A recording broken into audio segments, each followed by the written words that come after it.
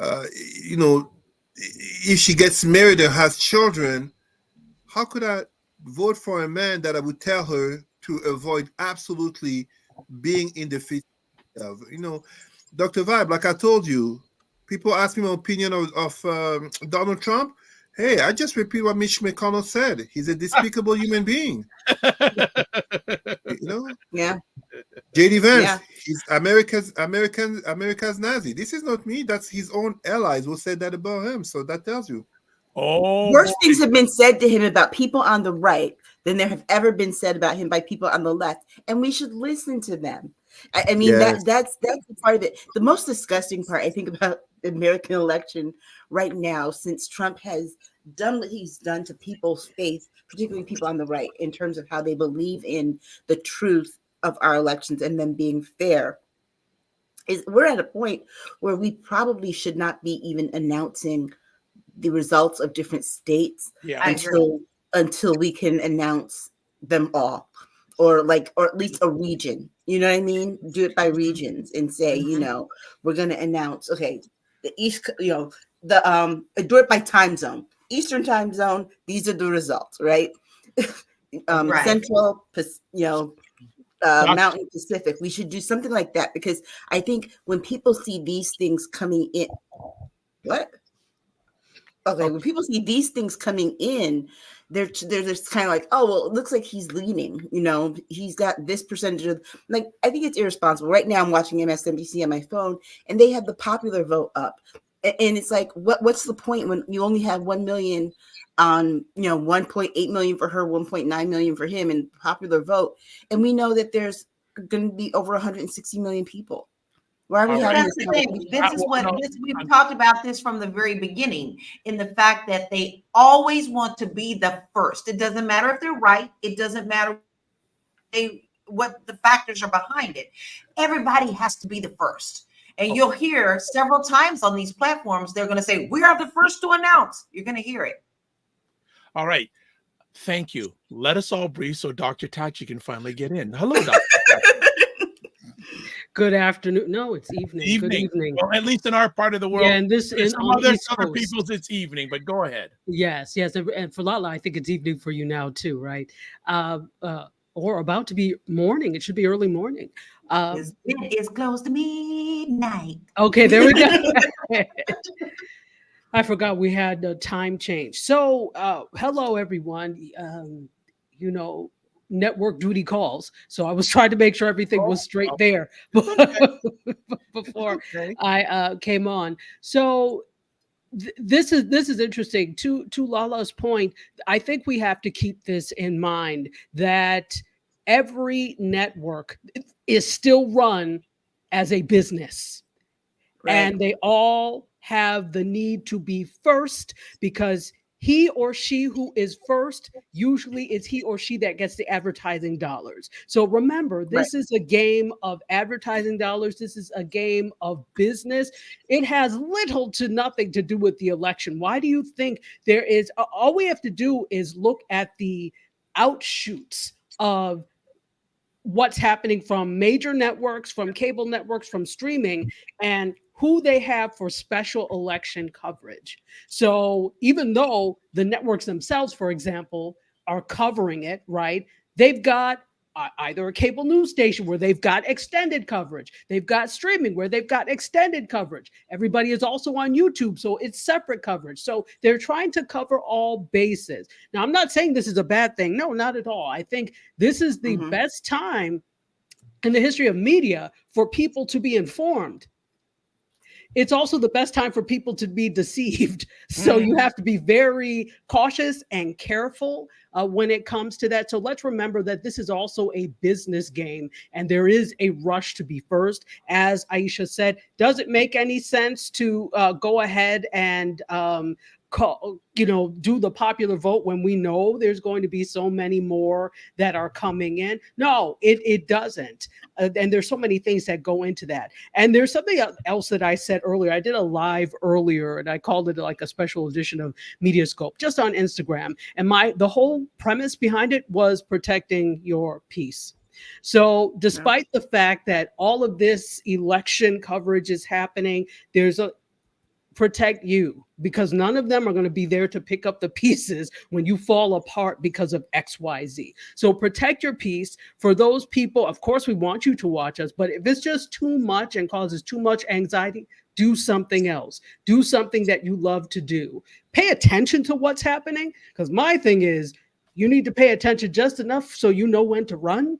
But, pay attention to what's happening, but don't get so engrossed and so involved that it causes you anxiety. So that's what I wanted to share. All right, before I'm just going to jump in quick. So do you want me this evening not to announce any results until they are confirmed? Well, here's the thing. I'm looking at the results now. They called Kentucky when they only got 1% of the vote counted, the result in. They call Vermont. They have zero. It's showing 0% of the vote in. That's what. So I'm trying to figure out where they're getting these numbers from. It's impossible. Polls just closed at 7. Exactly. It's impossible For example, for right you now, to have. Yeah, Go ahead, I lived in South Carolina. I know South Carolina is solidly red, but right now they're showing Kamala Harris up with 70% of the vote in South Carolina. And I know this is because they only counted, they're mostly focusing on Columbia, which is the capital. That's where you're going to have the more liberal voters. Well, it's interesting because the way we'll have to wait a while, because the way things look like, there's a widespread right now in the popular vote. Right. Georgia, however, the Georgia results. Well, it's gone back and forth because on the AP, because the AP map a few moments ago had Harris ahead. Well, no, first it had 45 ahead, then it swung to Harris. Now it's back to 45. Well, Yeah, so we're remember gonna also that too, online. when they're counting these numbers, they're not just counting statewide. They start by counting the counties. Mm-hmm. Right, because it's the counties. The person that wins the most vote in the counties wins the state. That's how it gets down to such a granular level in terms of how we count our votes here. So, for example, right now in Union County, Georgia, Trump has 80% of the vote, which was what they expected. But they just went through 4 other counties where Kamala Harris not only had 60 to 80%. But she had more than Obama and Biden both got in those counties.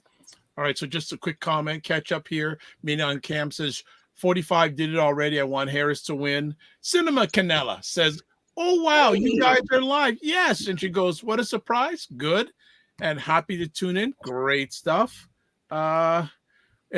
Joan Balcom says, "Hey, watching the news has me stressed. It's much too early," she says. So echoing what, and that's why you're kicking it here with us, because exactly, kick it here. You'll get a more nuanced and truthful view, because guess what? We're not trying to compete for advertising dollars right now. Right. We're trying to tell you the truth. There we go. Well, here's some truth that everybody should know, that Trump has already started with his rhetoric. We knew that he would do this. This is not surprising, but he is definitely starting the rhetoric in Pennsylvania. He's already put out on his Truth Social as well, I believe, as X, that a lot of talk about massive cheating in Philadelphia, law enforcement coming.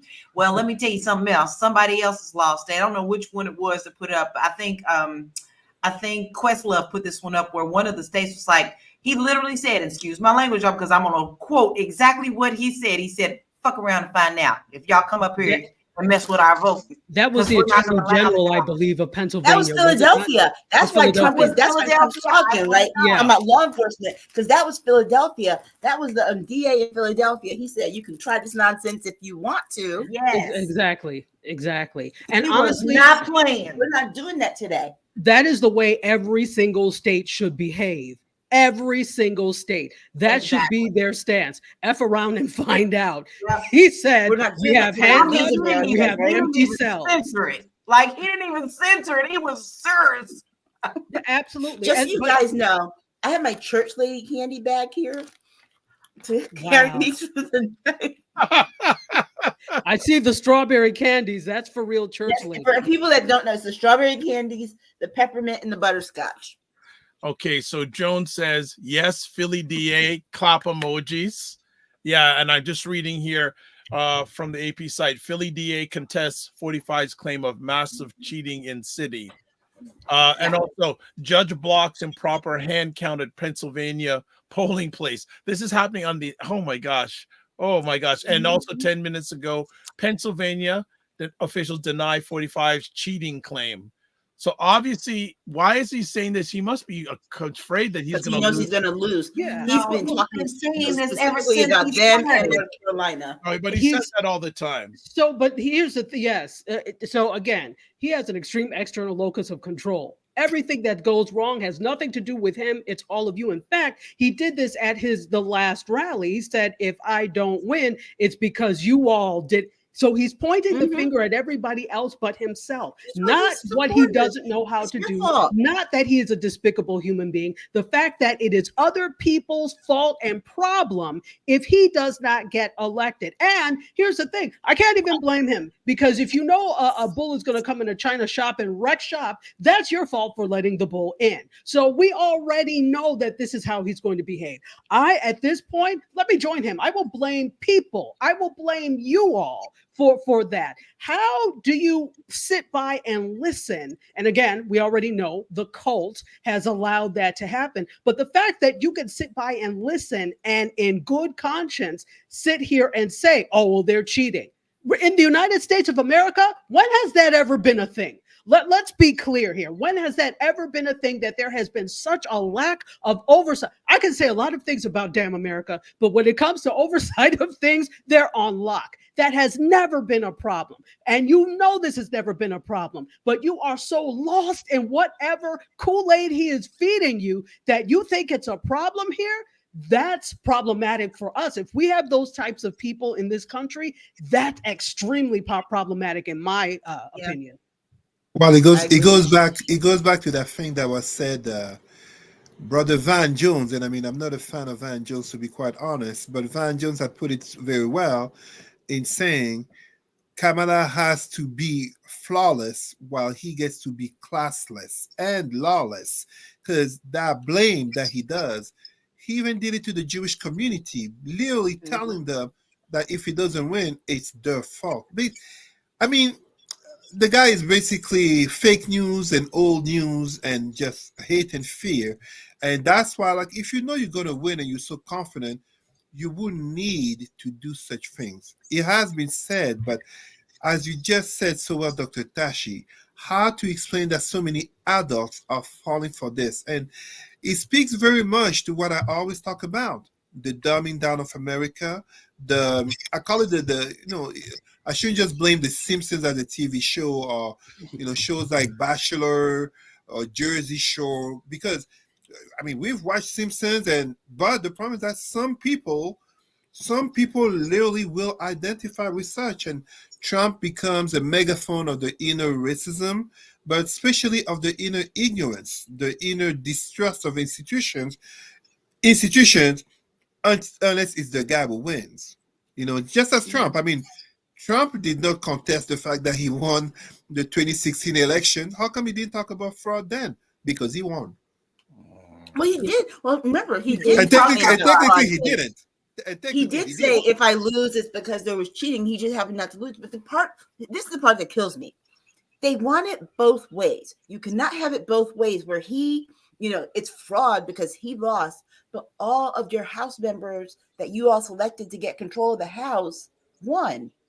On the same so that ticket. process is not flawed. Absolutely correct. And not to interrupt you, but when we look at the whole thing, in 2016, that is the crux of the thing. So, but you won in 2016, but there was no problem then, right? The system is not. So how was it in the time that you were the president the entire time, right? All of a sudden, under your watch, there was fraud. So let's take it. This is your fault now. So if there was fraud, this was under your watch. So he talks in circles and he makes no sense, but it's not about him. We have to remember there is a larger agenda here that goes beyond him, that he's just the puppet for. Yeah. We have to see, I don't think that he really wants to win. To be perfectly honest, I think that he's motivated to win, to stay out of prison, but I don't Yeah. think he really wants to because he did the job once. He didn't like the fact that there was work involved. Okay. Exactly. Yes. Because there's no reason for why in the last 2 weeks of his campaign, he's pretty much just blown it up. It's like everything that he could possibly do wrong and offensively, he He did it. literally did. And it's like he did with intent. Yes. And it's To kind of like, sabotage. yeah. I And it think that doesn't get it's any lower than what self-sabotage. he did this last time with them. I don't think anti-Trump. it's sabotage. Forgive me, sisters, but it's an important point here. I don't think it's sabotage. I think it's kind of how can I put it? Put yourself in the place of Trump. You reach that age that he's at, of such privilege that literally you got to dodge the draft 5 times.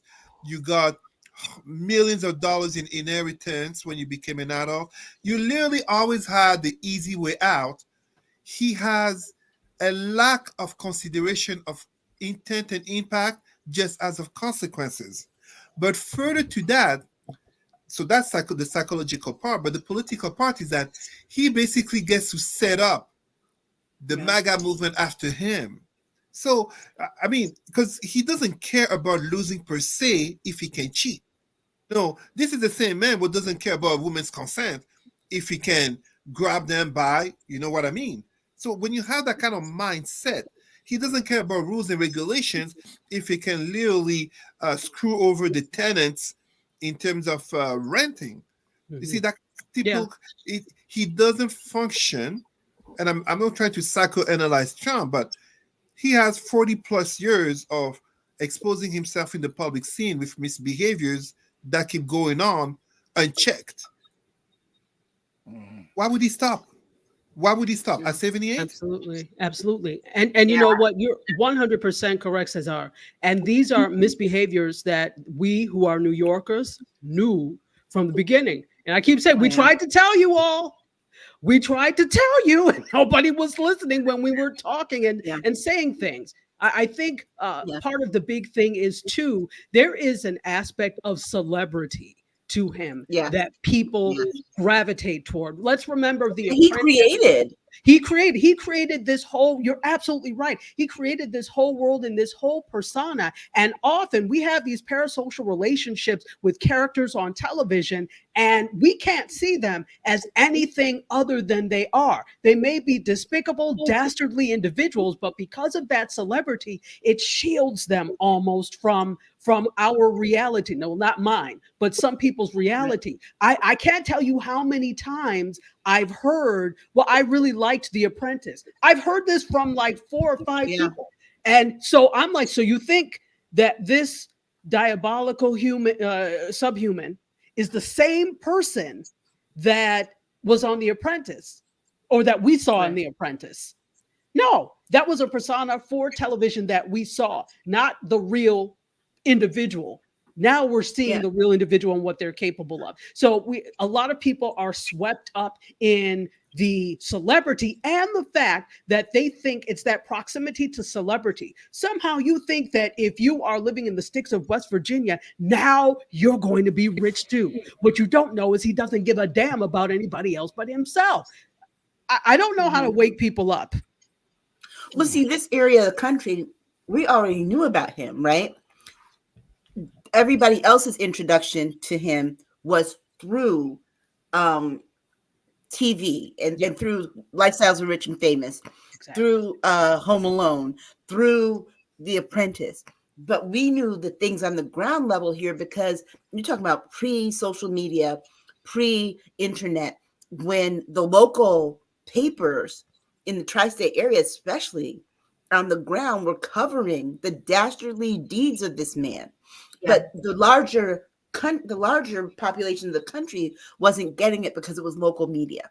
All right, I just want to catch up on some comments. Welcome, Galen Bingham, saying I agree with you. April Watson in the house. What is up, April Watson? Galen says he only cares about himself. He is doing this to claim, quote, political prisoner, unquote, if he loses. What is up, number one fan of Primetime Saturday, Jen Myers. Mignon Camp says The Apprentice was edited for television. Right. Galen says, Dr. Vibe, you and I were together virtually when he won last time. And a welcome to Indie Soup Media on Indie Soup Media family. Go ahead. We've got more results, but the truth of the matter is that you know, they're like the red states that we expected. Him winning West Virginia, Kentucky, and Indiana should be no surprise to anyone. Right now, Georgia is too early to call.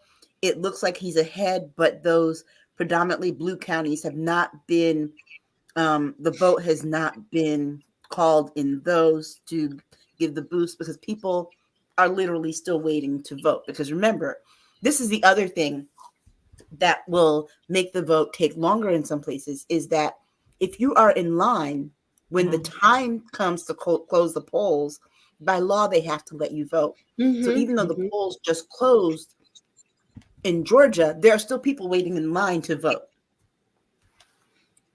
Okay, another comment here. Jones says the fact that he was elected the first time says a lot about this country. A man with no political experience was elected to the highest office in the land. Shame on us.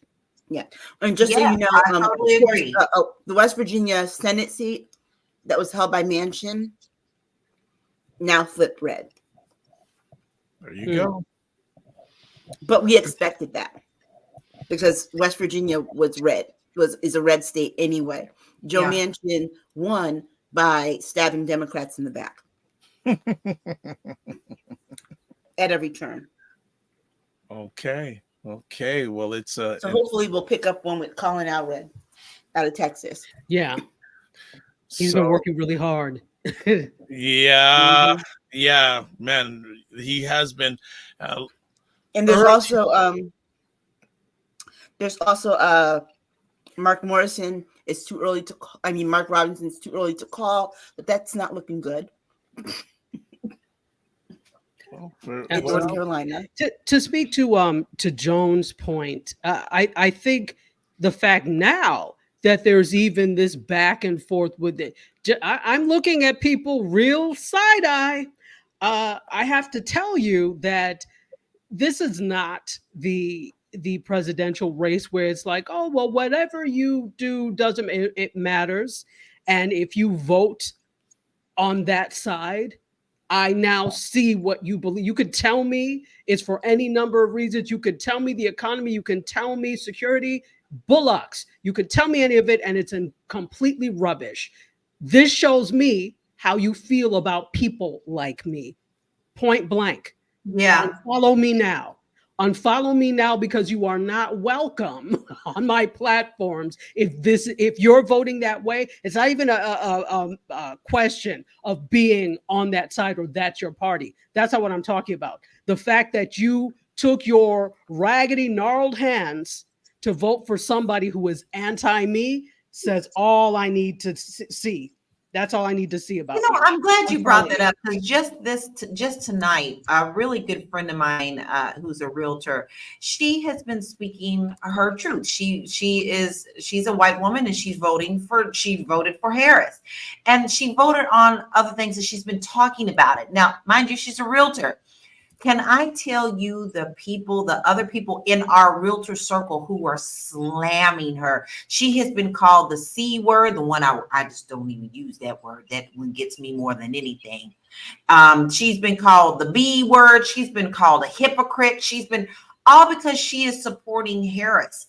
And she's pretty beat down. And I sent her a message and I said, listen, I need you to understand that you're not alone. What you're seeing on your page is people who are full of hate and fear.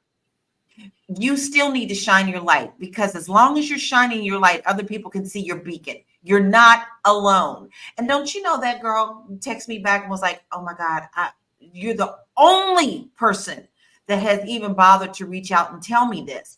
You know, no one should ever feel that way on how they vote. This hate mongering is now become the norm. And that is not okay. Yeah, it's not okay. You know, we used to not have it. It used to not be like this. This is why people would keep who they voted for to themselves. Mm-hmm. Okay, this is why, because remember, your vote is your choice. It's the collective action that we do together. My daughter was telling me, somebody posted that voting is like the worst group project ever. Right? You know, you do a group. Some people don't hold up their end of the bargain, or do their work.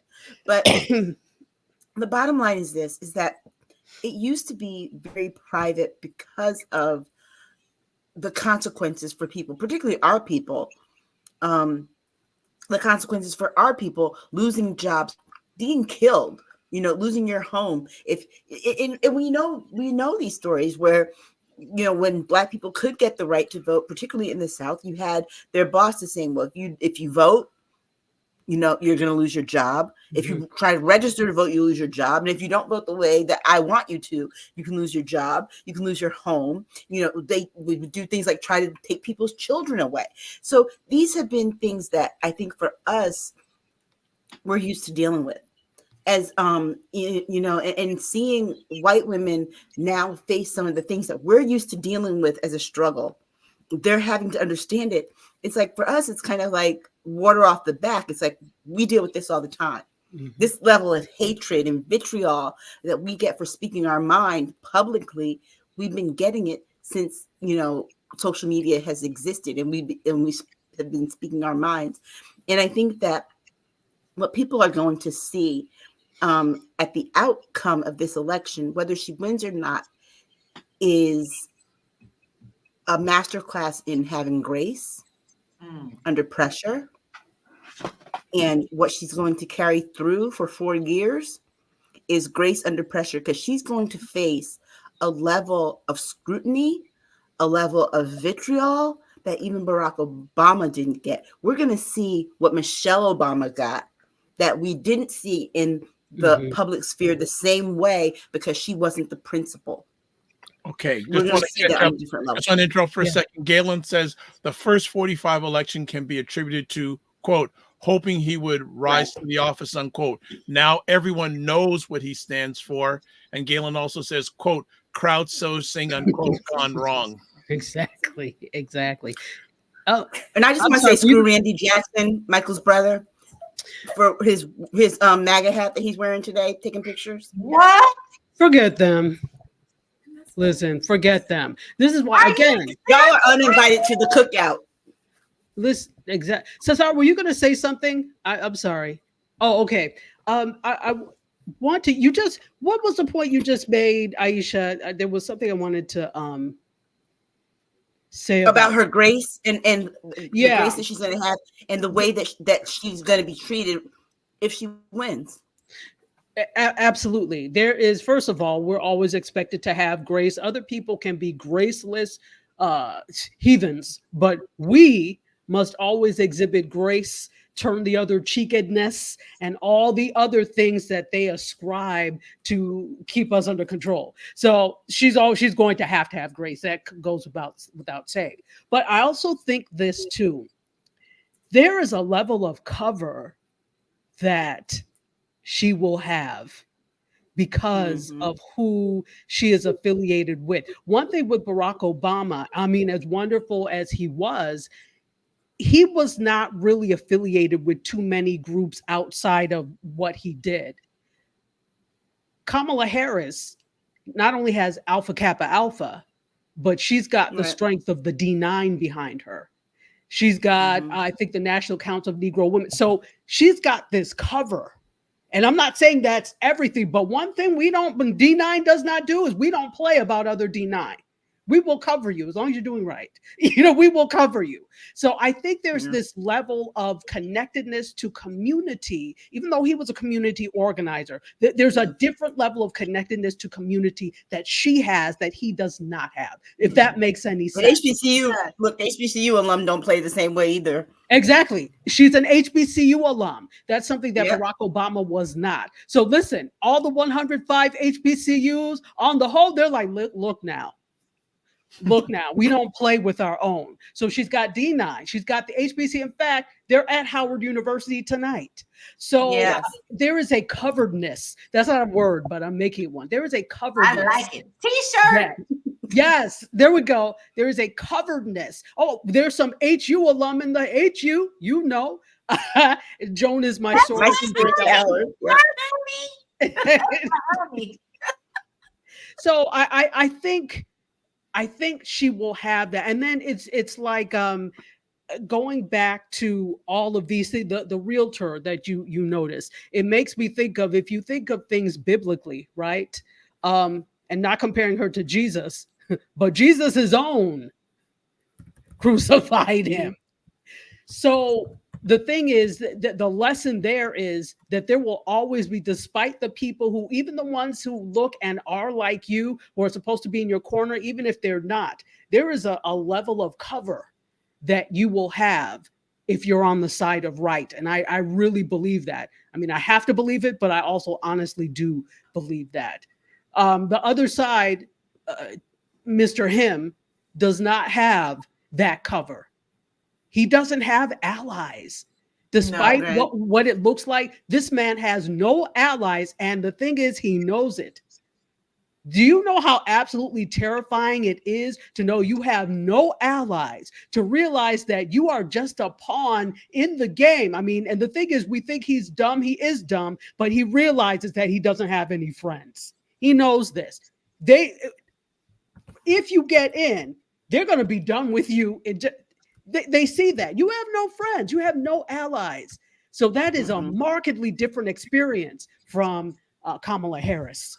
All right. I would add, Dr. Tashi, to what you said. I don't think necessarily that Trump is dumb per se, but it's kind of like the fox in terms of Machiavelli. He survives upon the lies and manipulation that he can spew, which is matched by the fear and interest of power of those who listen to him.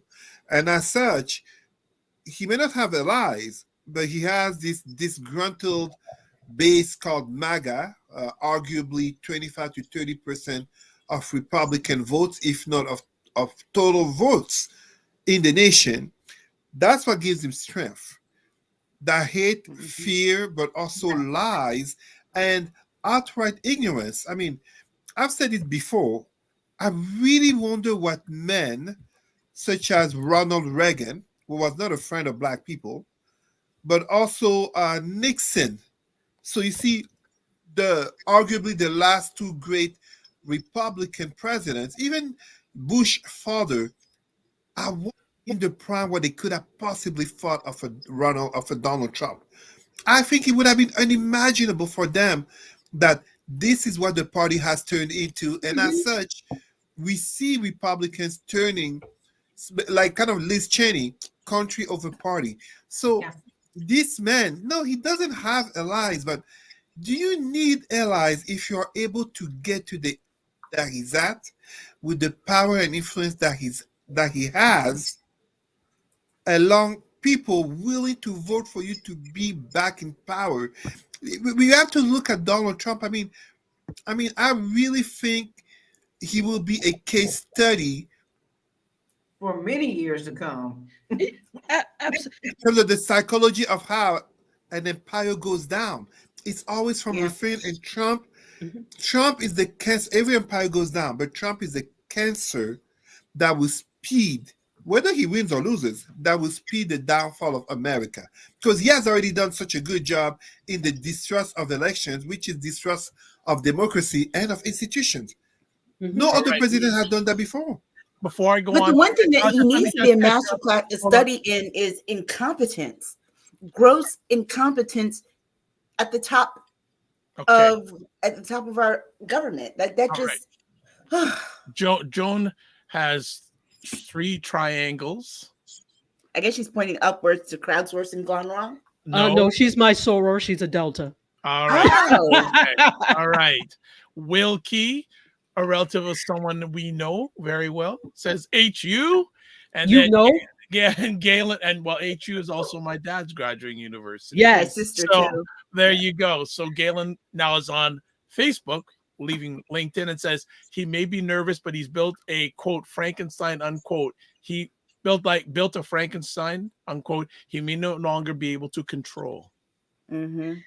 May I respond to what Cesar said? You know what? I 100% agree, but I have to push back on. He does need allies, because maybe they'll get you there, but if they're not aligned with you, they will quickly turn on you when it comes down to it. So you have to have at least allies, fake allies, right? He doesn't have that. He does not have even allies. And so Well, they're just as dirty as him. See, they want something from him. Correct. Everybody who's around him wants something from him. They have this promise in their head that he's going to raise them to the level of where he is with power, this fake richness that he's never had in the first place. And so when there's no honor among thieves. So the minute that they feel that they have been cheated, now all of a sudden they cry wolf. Absolutely. I don't understand. I do understand, but I don't understand. And let's blame the American educational system, because I would like to blame them. Taking civics out of schools was No child left behind. No child left behind. Exactly. The single most foolish thing they ever could have done. So it's purposeful, because when people don't understand things, they will fall for anything. However, now it comes time where people actually need to understand, and there is a problem. It's the same thing with what they've taken out of schools, like physical education. Many schools don't have that anymore, and look at our children. Look at them. Okay, that's probably the only time they have to run around and do things, because they're so inundated with the state mandated homework, etc., and teaching to the test that it's a problem. So we've built these to the point of Frankensteins. We've built these Frankensteins, and we Frankenstein things together. Put this here, put this there, and MacGyvered a whole system together. And look what happens. You can no longer save the world with a paperclip and 3 sticks of gum. Right. All right. More comments. The thing about the civics, though, you're right. You're so right. What they did was, remember, there used to be a separate civics class, right? Yeah. What they did is, and my mother taught history for a long time. And what they did was they folded civics into U.S. history. Well, U.S. history is already a lot to teach in 1 year, right? You're talking about adding a separate course. It's like they compiled all these courses, right? In just history. There's U.S. government, civics, Black history, European history, Native American, all these different histories they have put into one course. One course. Okay, let's just catch up on comments. What is up, Real Django? He says, Kamala. Minion Cam says, for too long, the United States has been male, pale, and stale. We need role model women can lead. I'm tired of men and the pot. And she goes, and the patriarchy deciding my life. There's another right. I guess that's another t-shirt for Lala. Male, pale, and stale. Wow. Wow. So it's been an interesting first hour.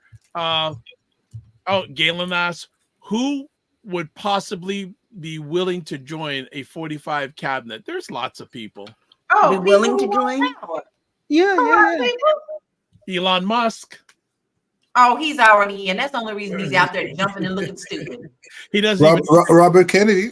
Yes. No fluoride in your water. He went to Kamala first. I wouldn't be surprised. I mean, this seems like it's far out there, but he just gave an endorsement. Was it yesterday? Joe Rogan. So, yeah. Joe Rogan, Secretary of Sports. Exactly. It doesn't matter. It doesn't matter what the position is, because we already experienced the last time people who were poorly fitted to the job, didn't know what they were doing. A surgeon who is the head of HUD. So this has already been something that he's doing. So it really doesn't even matter the position. He will just fit these people in like a square peg in a round hole to where he sees fit. You know, that's what he would do. Oh, Galen goes Herschel Walker. And Real a surgeon Daniel who was goes- head of HUD because he was black, and in New York City, Housing Authority covers the projects, and so Donald Trump figured that because the Housing Authority covers projects, that he's black, so he must have lived in the project, so he'll be in charge of HUD. And you have a stupid tap dancing fool like him that said, okay. All right. Also, we got more comments here. Like, Real I'm Daniel one of the goes- most brilliant brain surgeons, or I was. Why would I not be Attorney General? That's the question he should ask. Y'all know that gets my crawl every time.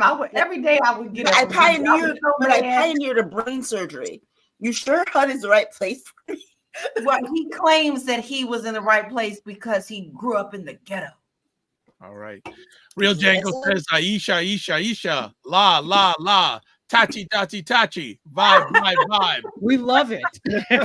We love it, love it, love it. But so I don't know how many people have access to the results at the present time. Are you even a little bit concerned? Because the popular vote is really heavily in favor of 45 right now. But they only have No. 2%. I mean, I'm not Not yet. I'm not. yet. Remember, the last election, over 170 million people voted. Right now, these numbers aren't even 2 million on each side, or just at 2 million on each side. Yeah. And remember, the polls just closed at 7:00 here. There are people who still are probably in line that need to vote. And so we haven't even begun to span the expanse of. So, yeah, no, that's really low in number for right now. Okay, Right. so obviously we're looking at It's different still an early night. Still an early night. Mhm. Yeah, I mean, like, for example, they had him, up in Ohio. Now it just flipped. Now she's up in Ohio. So it's like it's Okay. going to shift like that. As long as these. So we're watching different platforms, obviously, because I'm watching AP and it's showing probably they've counted a little bit over 13 million votes, and popular vote wise they have 45 at 55.3%, Ms. Harris at 43.8%.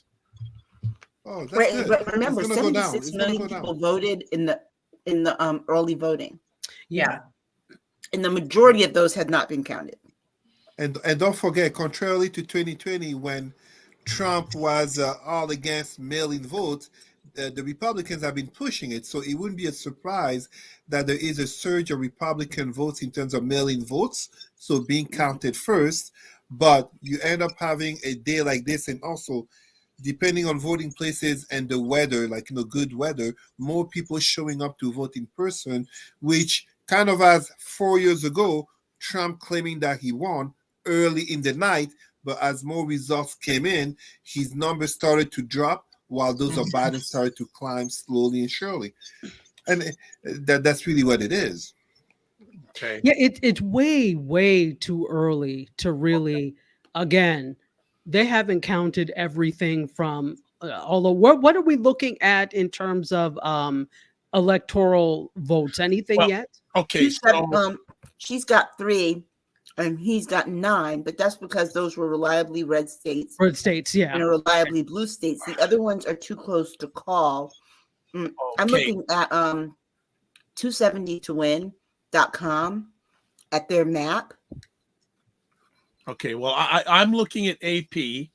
AP has Ms. Harris at 3, 45 at 23.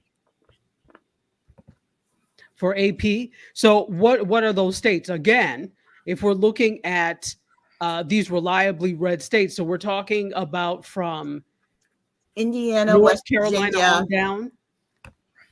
Indiana, West that's Virginia, the- Kentucky. So Cinema Canella says, well, I'm really worried. I No, can't be- it's too early to be worried. It's too early to be worried, I think. Right? Because No, I agree with that. That's why I'm just not going to even let my heart get into that. I've already suited myself up, and as y'all see, I've already got Harris products up. I'm riding this thing Mhm. all the way. What I think we'll see is that at 9 o'clock, we'll have a better picture. Because Yes. remember that we had polls closed already at the 7 and 7:30 time slots, but they're still too early to call. They haven't been called yet. Okay. So One of those is Georgia. So what I'm going to do is we're going to get a quick little break for you guys to go whatever, get water, go to the bathroom, do whatever. I've got 2 bottles of my water here for tonight because I know it's going to be a long evening, but we'll take a quick, maybe a minute break, and we'll come back with a live watch party on the 2024 U.S. election on the Dr. Vibe Show, on Laura Lala Key's Facebook page and the Indie Soup Facebook page and YouTube page. So we'll be back in a minute. Well, I've just finished a wonderful session here with Dr. Vibe. I am Bernadette Hamilton Reed, an 8th-generation African Nova Scotian, and I am the owner and founder of Sankofa Bookkeeping. But you know what? Sponsorship. That's what today was about. Don't be afraid to ask, and that's what Dr. Vibe was teaching us. Don't be afraid to ask for things. Leverage those partnerships. Psychographics. I didn't realize how important psychographics are on finding out about people and their likes. What keeps people up at night? Do the video conferencing, ask them for something, and also find out what is their pressure points, what is their problem, solve it. So, the stuff that Dr. Vibe says, and don't sell yourself low. When I started working with Dr. Vibe, $50 an hour, I am now up to almost $5,000 a month in engagement with my customers because of the things I've taken away. So when you go to these events, listen to what's told and use it. So thank you, Dr. Vibe, for opening up. And again, align yourself with what these people are doing, what they're asking for, and make sure you ask for what you're worth. Don't sell yourself short. Thank you again for the opportunity to learn about how to get more sponsorships. And we do not use the word in kind. We want the sponsorship. Thank you again. All right, we are back broadcasting live on a number of different online platforms on November 5th, the night of the U.S. presidential election. We have Aisha K. Staggers, Laura Lala Key, Dr. Tachi, 3 wonderful Black queens from the United States of America. And then we have Cesar Nadima Musa, Black Canadian King, and myself. I'm in Toronto too. And probably we joined a little bit later on by Ryan O'Neill Knight. And we are doing live takes of what's going on in the election. Now, depending on what site you're watching, if at any, right now I'm looking at AP, Associated Press, has 45 with 23 electoral votes. Kamala Harris with 3 electoral votes. Number of votes for 45, about 8.2 million votes, or 54.9% of the popular vote. And Ms. Harris, about 6.7 million votes, 44.2% of the popular vote. The states that they have called confirmed for electoral: Indiana, Kentucky, West Virginia. They have 45 ahead in South Carolina, Georgia, and Florida. They have Ms. Harris winning Vermont and leading in New Hampshire, Ohio, Virginia, and North Carolina. So there's where we're at right now. And let me get any more comments, and then we'll get back to our panel. Cinema Canella says, here in Florida, he will win, sadly. I was hopeful a few days ago when PBS showed that Florida was pink, and then she says, but what I can see out in the streets, it's all pro 45. Well, in a minute, that we're going to have 16 states plus DC polls closed there. And those states are the rest of the New England states, which includes my state of Connecticut, Pennsylvania, Illinois, Missouri, Oklahoma, Tennessee, Mississippi, Alabama, and Florida. So Harris is going to pick up most, if not all, of the New England states, and we'll see about Pennsylvania, and she'll pick up Illinois and DC. Well, I don't think we're seeing anything at all that we were not surprised at. Yeah, I mean, absolutely. This has always been traditionally the way that it is. Like, no matter how much I voted for Harris in Florida, my vote was in a blue bucket of red. And, some states do flip, and some of these states that we're looking at are very close now for flipping colors. But the ones that we're seeing now, we're not surprised at all, because historically, this has been how it goes. Right. It really is those those 84 or so, how many electoral votes is it that it's 82 electoral votes that we're really watching out in Nevada, Wisconsin, Michigan, Pennsylvania, North Carolina, and Georgia that are really going to sway this election one way or the other. Okay, so just catch up on a comment here. Joan says, I don't know about other states, but in New York, mail-in ballots had to be postmarked by today and have until 11/12 to be received. So I'm just going from the Associated Press site. They've just had a Kamala Harris won Maryland. Okay. Yes, they have her they have her winning Vermont, Massachusetts, Connecticut, Rhode Island, and winning Maryland, having her ahead in Pennsylvania, Ohio, Virginia, North Carolina, and early in Texas. But they have they have 45 winning electoral wise: Indiana, West Virginia, Kentucky, Tennessee, South Carolina, Florida, Alabama, Mississippi, and ahead in Georgia. So right now, 45. The former Confederacy. No one is surprised about that. So 45 right now is they have projected right.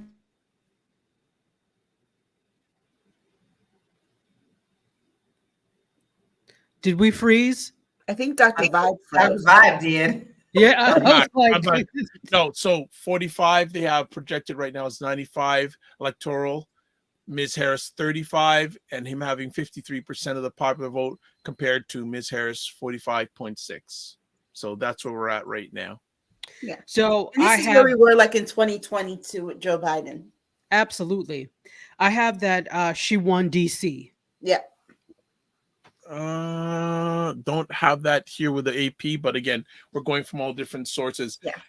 I have that too. New York Times, NBC, CBS have all called DC for her. Well, CNN called DC for her. Chocolate City. You know that. Well, it's not as chocolate as it used to be. That's true. That's true. That is it's a little more beige. Blurple. But, it's going blurple. Yeah. Wayne Harris says, wait for the Midwest to close. Right. So hey, Wayne Harris. I'll tell you when some of those polls close. At 8:30, the only poll that's going to close is Arkansas. And then at 9 p.m., you're going to get New York, Michigan, Wisconsin, Minnesota, Iowa, North Dakota, South Dakota, Nebraska, Kansas, Colorado, Wyoming, Arizona, New Mexico, Texas, and Louisiana. And the 9 o'clock hour could be good for her because she will pick up Minnesota likely, New York for sure. Michigan and Wisconsin are in that hour, so that's really important. But what's also interesting here, she picks up Arizona and New Mexico. That'll be great. But Iowa is important because there's that woman who has predicted Iowa for all these past presidential elections, and she predicted that Kamala Harris would win by 4 points. All right. Okay. Wayne Harris also says, hello, everyone. Just on a Zoom with my team until 9:30.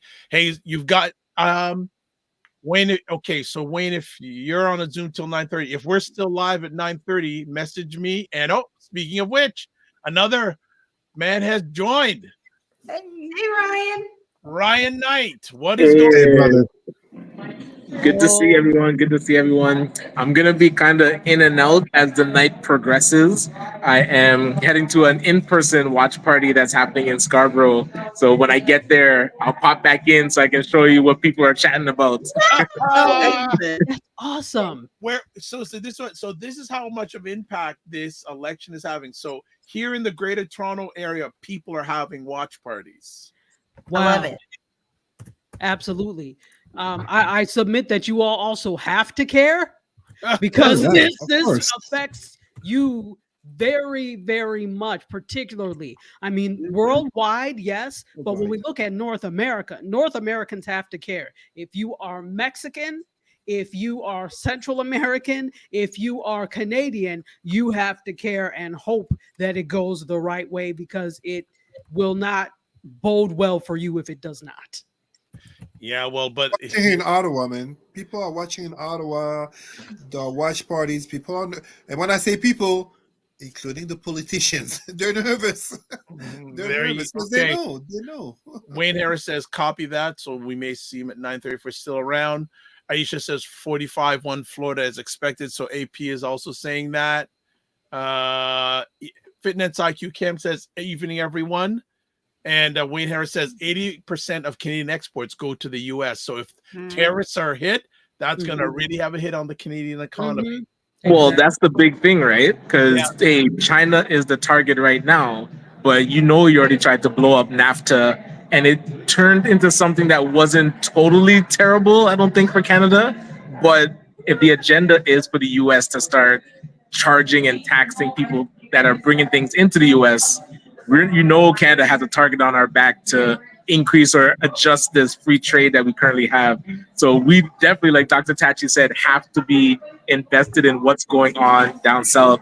But more on a positive note, if things shift the way of Kamala Harris, this could usher in a completely new renaissance for the United States and definitely our relationship with Canada, because that's going to change a lot of the feeling of the relationship, beyond what's actually going to tactically happen.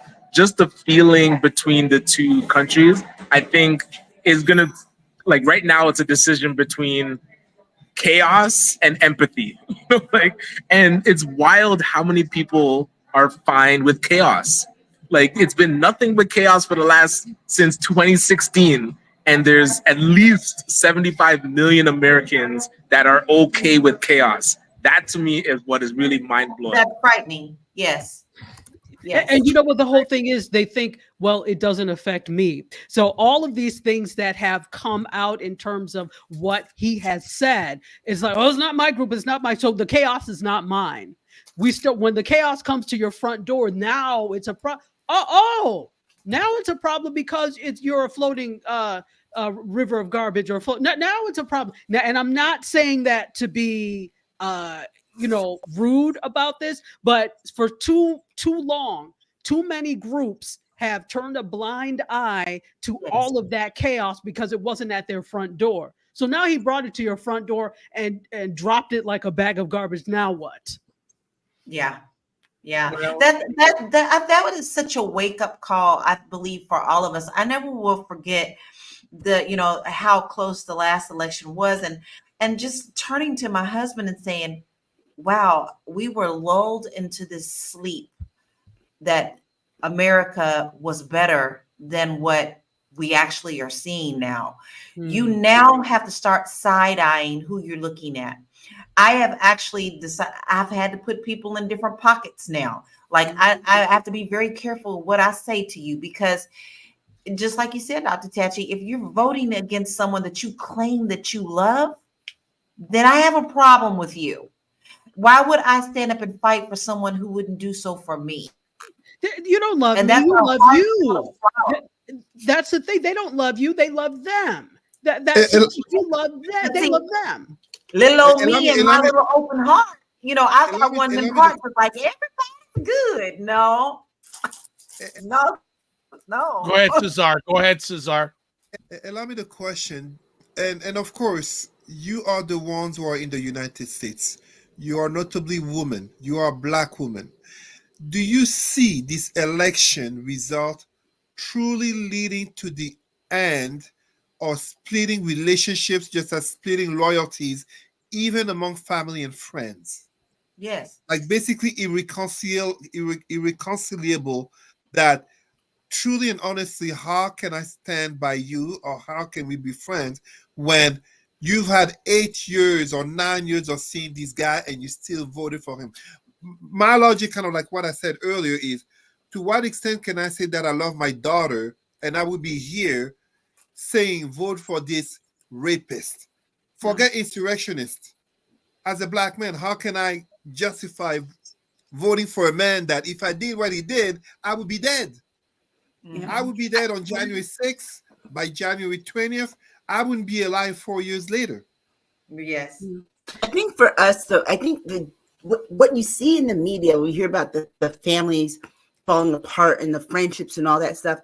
You're not really seeing a whole lot of that among Black people in this country, because for the most part, our families and our friends are pretty much voting the same way, because we know we know the history of this country and how it's treated us, and we know neither party's perfect, but we know which party will at least listen to us, and that we can work within.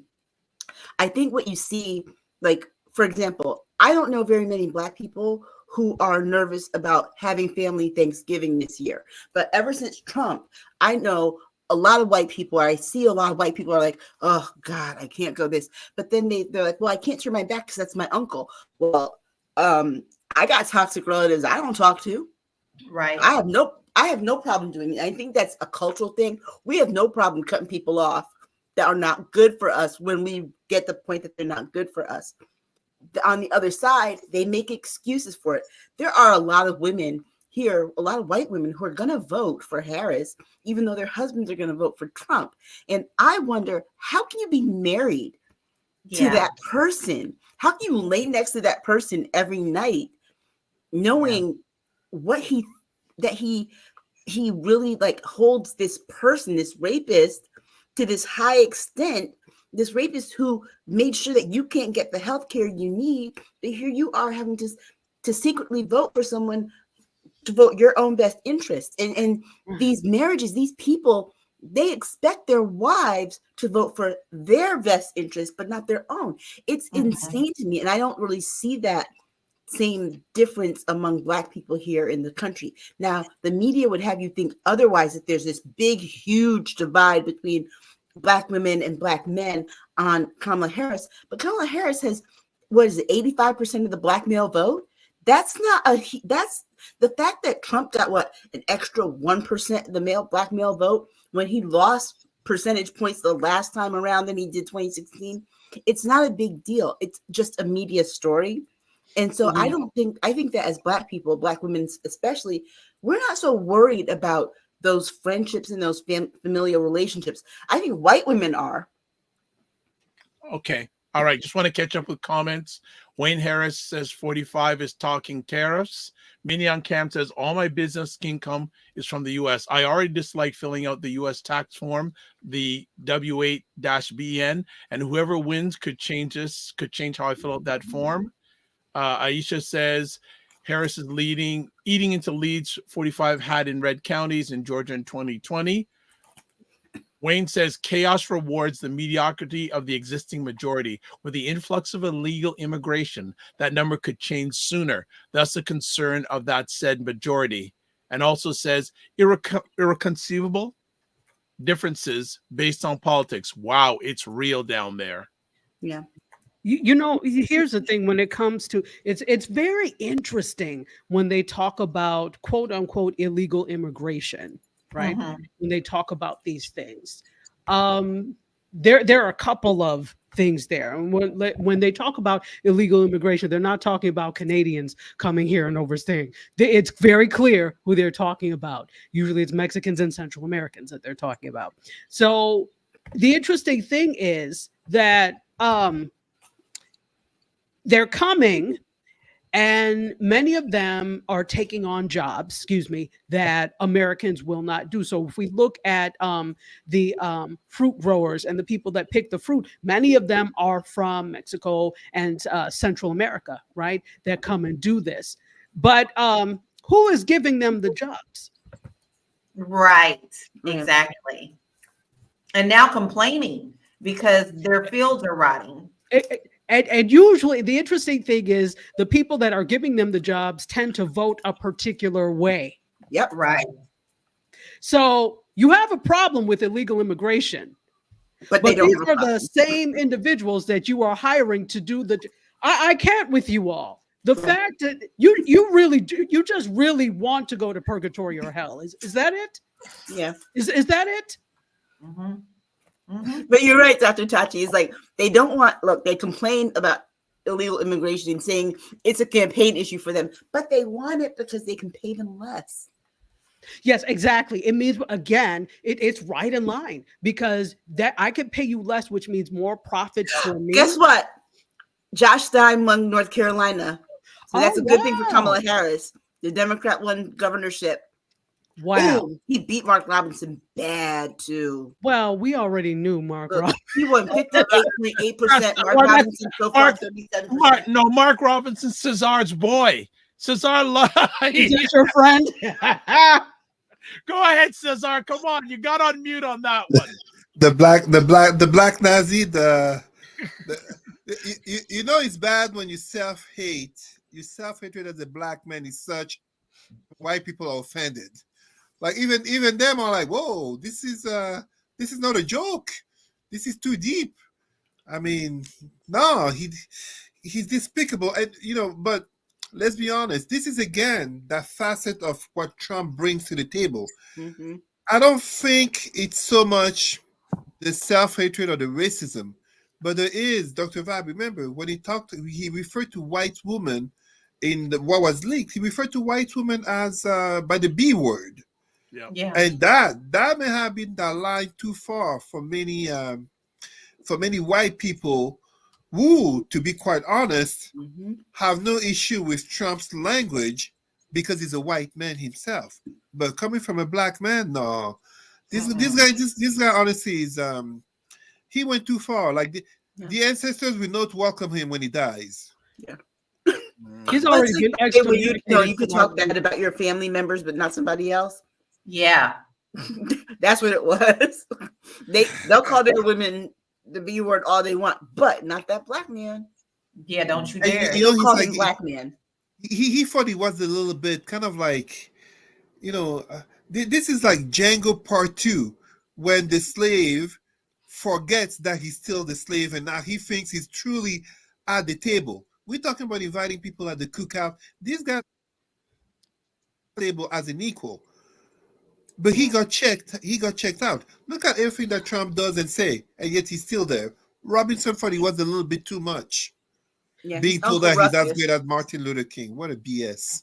Yep, he's Uncle Ruckus. He has revitalized us. All right. Wayne Like Harris says, Boondocks. so Wayne Harris says the planter class speaks out of both sides of their mouths. They condemn Yes. illegals, but they use them. He Mhm. also has asked, will white women choose women's rights over party lines? Hey, tell Wayne Harris to get off that Zoom and join us, because clearly he's not paying attention in whatever Zoom call he's in. So he might as well just come onto the call. Well, But that is a question, though, because remember last time. I'm playing. No, still remember it's 2020. We thought they got it the first time, but in 2020, even more of them voted for Trump than they did in 2016. But maybe now because they're dying. It has to, it has to come to your front door and it has to affect you directly. I mean, all we have to do is look at who was it that was it Cheney? The daughter vehemently against LGBTQIA plus rights. But Which then Cheney? is it the daughter that is LGBTQIA plus? Oh, now it's okay. So as long as it doesn't affect you, you can be against it. The moment it's somebody you know or love or care about, oh, now, well, okay, it's okay now. I have had it with the both sides of the mouth type of thing. Yeah. You're disingenuous, and you know what? I hate to say it like this, but do we feel that America is a failed experiment? It seems like it. It's more like a runaway experiment. Like the thesis of America has become so powerful that when it's now derailed, it can't be checked. Like it has a strong enough military and influence around the world that no matter how far off it goes, it still holds those trump cards, like for lack of a better term. So even though the experiments failed, it's Frankenstein kind of out of control. Who's going to put it in check? And it's killed its master already. And now it's just kind of running amok. And how do you get it back on the rails? Like, that's what I think, whatever they're trying to do, or Kamala Harris coming in, or whoever the next after this election cycle, it's how does the essence of America and what they try to portray themselves as actually become the actionable things that they do. Right now, it's all just rhetoric. Like, how does it get back to the actions of what they're saying that they want to be. Yeah. I think what we're seeing right now in everything that we've been experiencing since 2016 is a direct result of people holding in their anger and angst about Barack Obama winning, white people specifically. Yeah. And I have a feeling that if Kamala Harris wins, of course they're going to still feel that way, but it's going to be more muted, because I think there's going to be that no nonsense thing that she's going to give off as that motherly thing that the look that this is what we're not going to do. And I think that the way that it's going to come off in terms of how she deals with other leaders outside of this country and how she deals with people that way, that it's going to have to be us seeing ourselves from outside of the country and seeing how other people perceive her, for people to kind of be like, oh, wait a second, maybe this is what we need. I'm not sure that Americans have this sense of self-awareness to this degree, mostly because I think that our social media has pretty much ruined a lot of the things that we used to have, this country specifically, because everybody has this desire for fame. But I do think that she will be able to kind of rein things in a way that Barack Obama couldn't, being the first. She's been the first female vice president and first Black female vice president. So going into this as first female president, it's going to be a first for the country, but not for her. She's had a lot of firsts. So I think that she'll step into this role a bit differently, and the expectations of her will be so low that I think people will be fantastically surprised that she doesn't live down to those expectations. But this is the interesting things. The expectations are so low, but you have high hopes for him. I don't understand, but there's always, I'm not surprised, because there's always been a discounting of Black women who are over adept when it comes to not just leadership roles, but things in general. I mean, all you have to do is just look at the workplaces and see how you often have to prove that you belong in those spaces. You have to prove that you're at, and again, I've worked at some universities and I'm like, why are you here and I know I'm more adept than you, but there's this whole thing, even though, people think academic space, Aisha, academic spaces are like something else. Especially for Black women. Especially for Black women, right. And so there's this constant questioning of your research, constant questioning of your work. Yeah, you can sit there and be sub-mediocre and subpar, and it's not a problem. But we always have to be 10 times as excellent. And part of the thing is, it continues to be the case. And I don't know that we could say, oh, well, we're not going to do this anymore.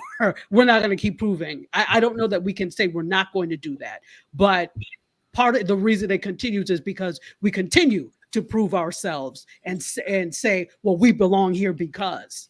Yeah. All right. Instead of saying you don't belong here because. Go ahead, Cesar. I would like to come back on the comment about the American experiment, whether it's failing. And I mean, let us dare to be honest here, because it is not anti-American to say that America being born by blood, aka violence. For those who don't know, the Boston Tea Party was actually orchestrated as a manipulation. It was not, it was basically, like so many revolutions. You need to find an excuse to get people riled up for the interest of a small minority. And then people just jump in. But the country being born by blood and violence, notice what happened. All men are born free and equal, except for Blacks. Mm-hmm. And then as rights are given progressively, every group, in order to get rights, has to fight for it. Now we are at a stage where, 16 years ago, that was 40 years after Martin Luther King, Obama, first black man. Now we are at the stage of fighting for even just the symbolism of a first black woman. So what you end up having is actually what I would say is the opposite. Trump has the lowest of expectations in terms of his presidency, which is very well illustrated by the lowest of expectations in terms of his campaign. Despite all his language, all his rhetoric, I mean, even like we just need to go even from January 6th. The Democrat Party lacked teeth. I say it, I repeat it. I have the historian Alan Lixman to back me up on this. Anyone else on January 6th, if not January 20th, would have been arrested, especially if he was Obama would have incited an insurrection because he can't accept that he lost.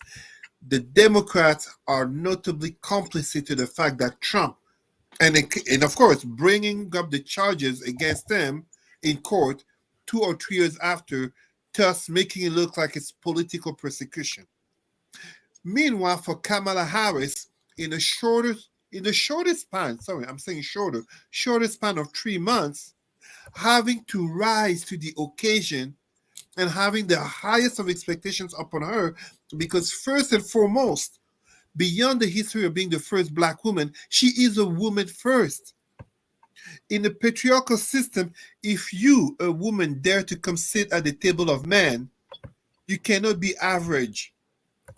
You have to be as good, if not better, than the man. And on top of that, her intersectionality include being black and a former prosecutor and a former vice president. All achievements, power to her. But guess what?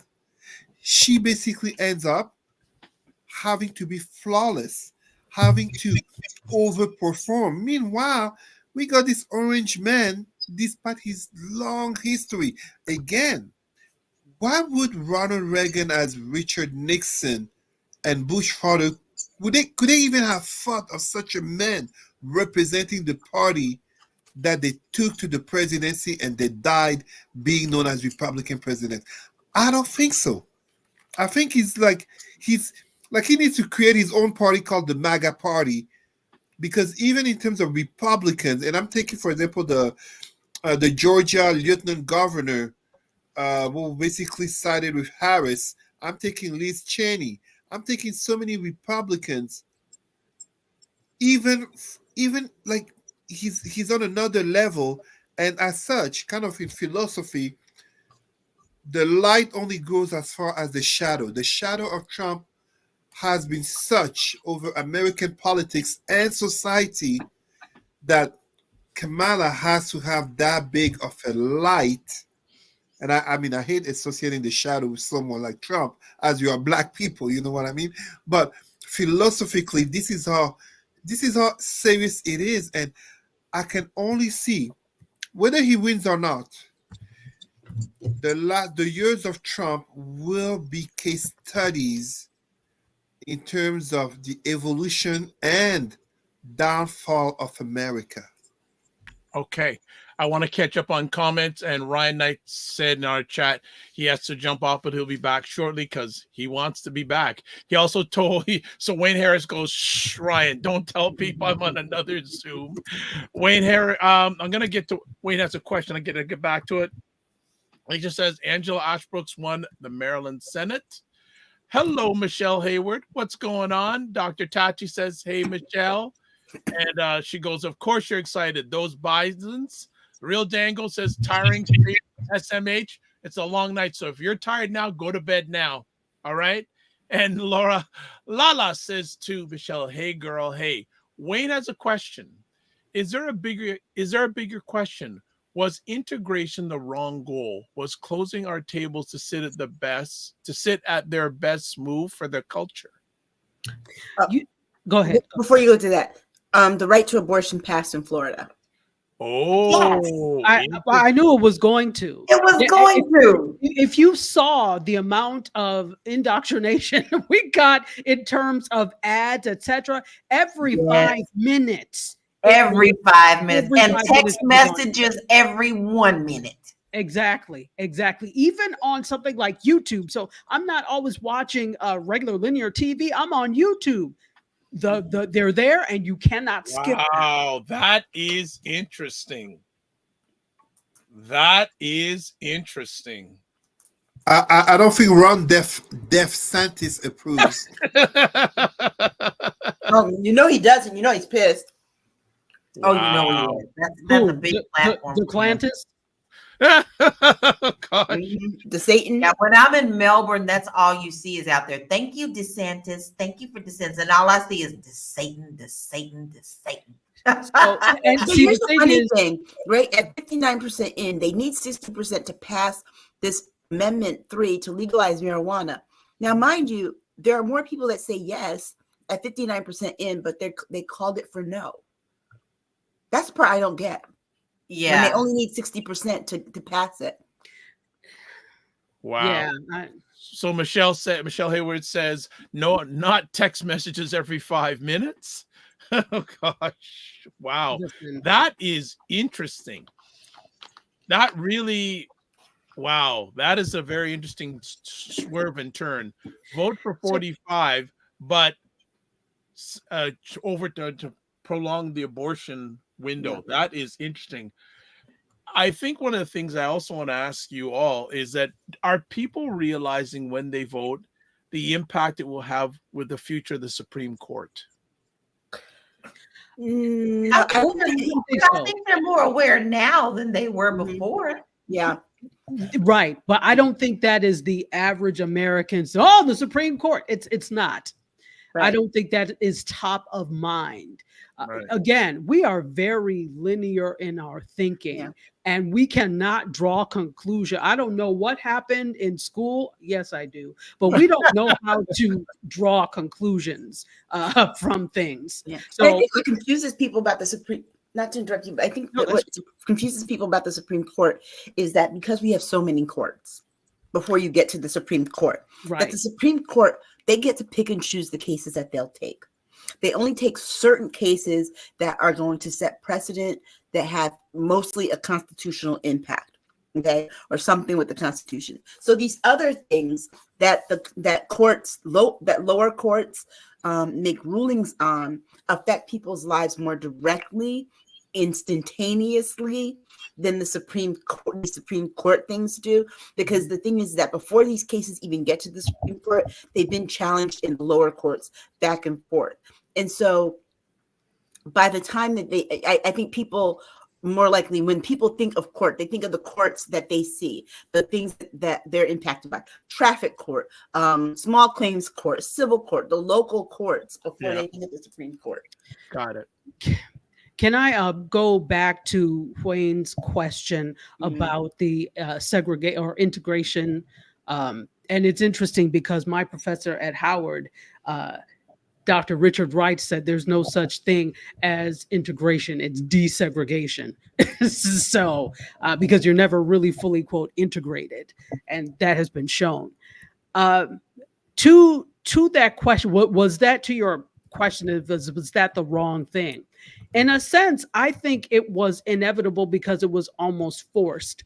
All you have to do is look at the fact that quote, separate but equal was not profitable for people because they saw the buying power, they saw the organizational power, they saw things like Black Wall Street and the thriving Black cities that were happening across the South and elsewhere.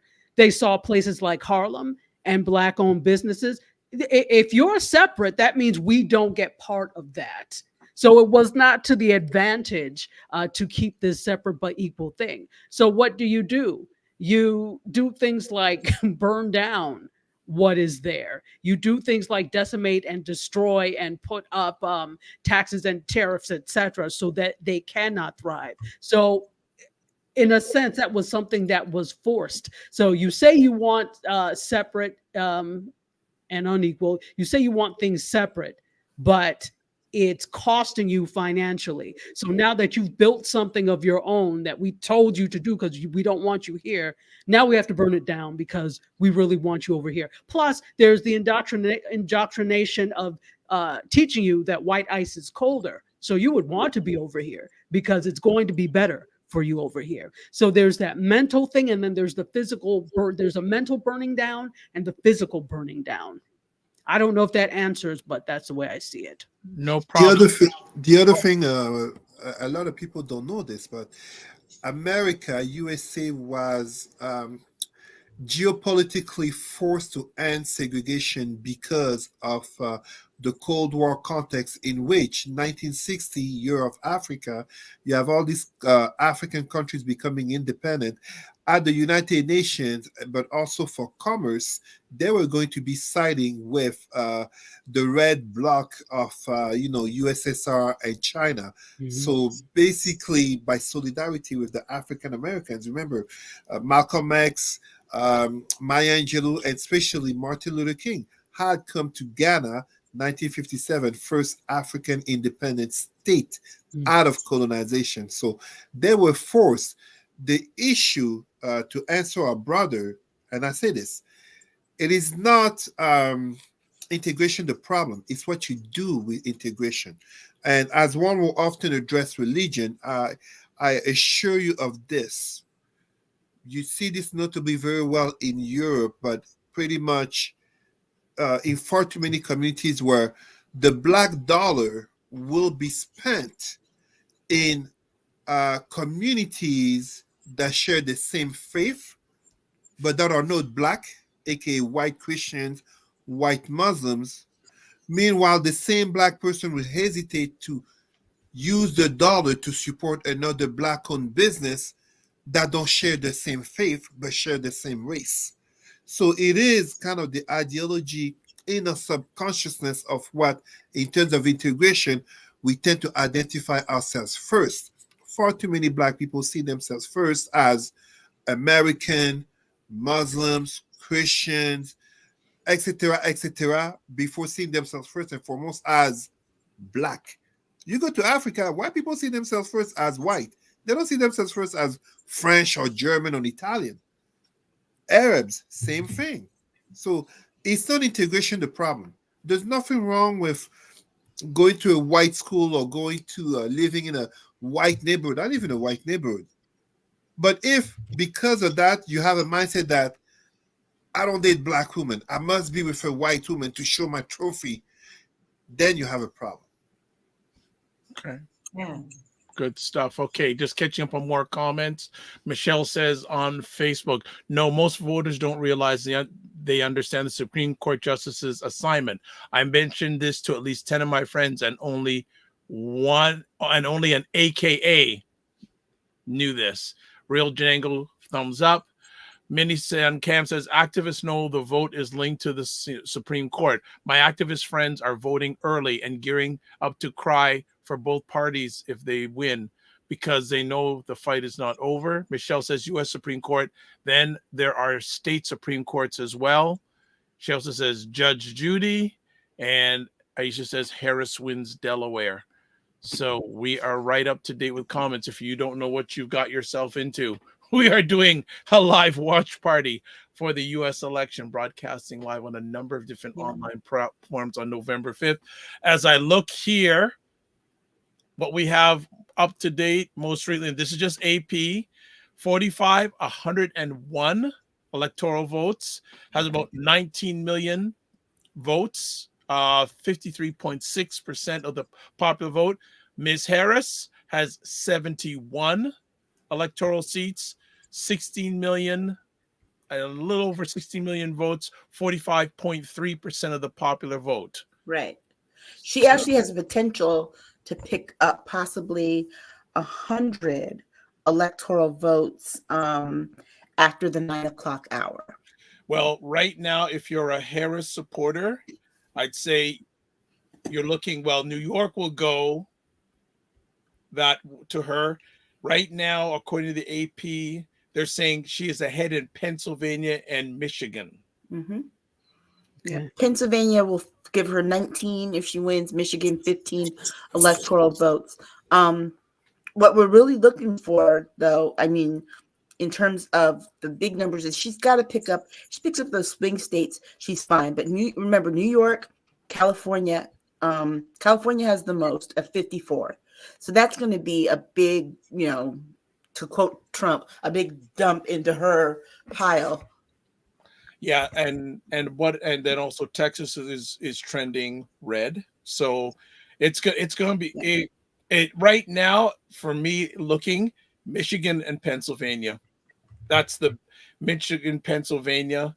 Georgia right now is trending red, but Michigan, for Ms. Harris to still have a fighting chance, just in my lens, she has to carry Michigan and Pennsylvania. If she doesn't win both of those, it's done.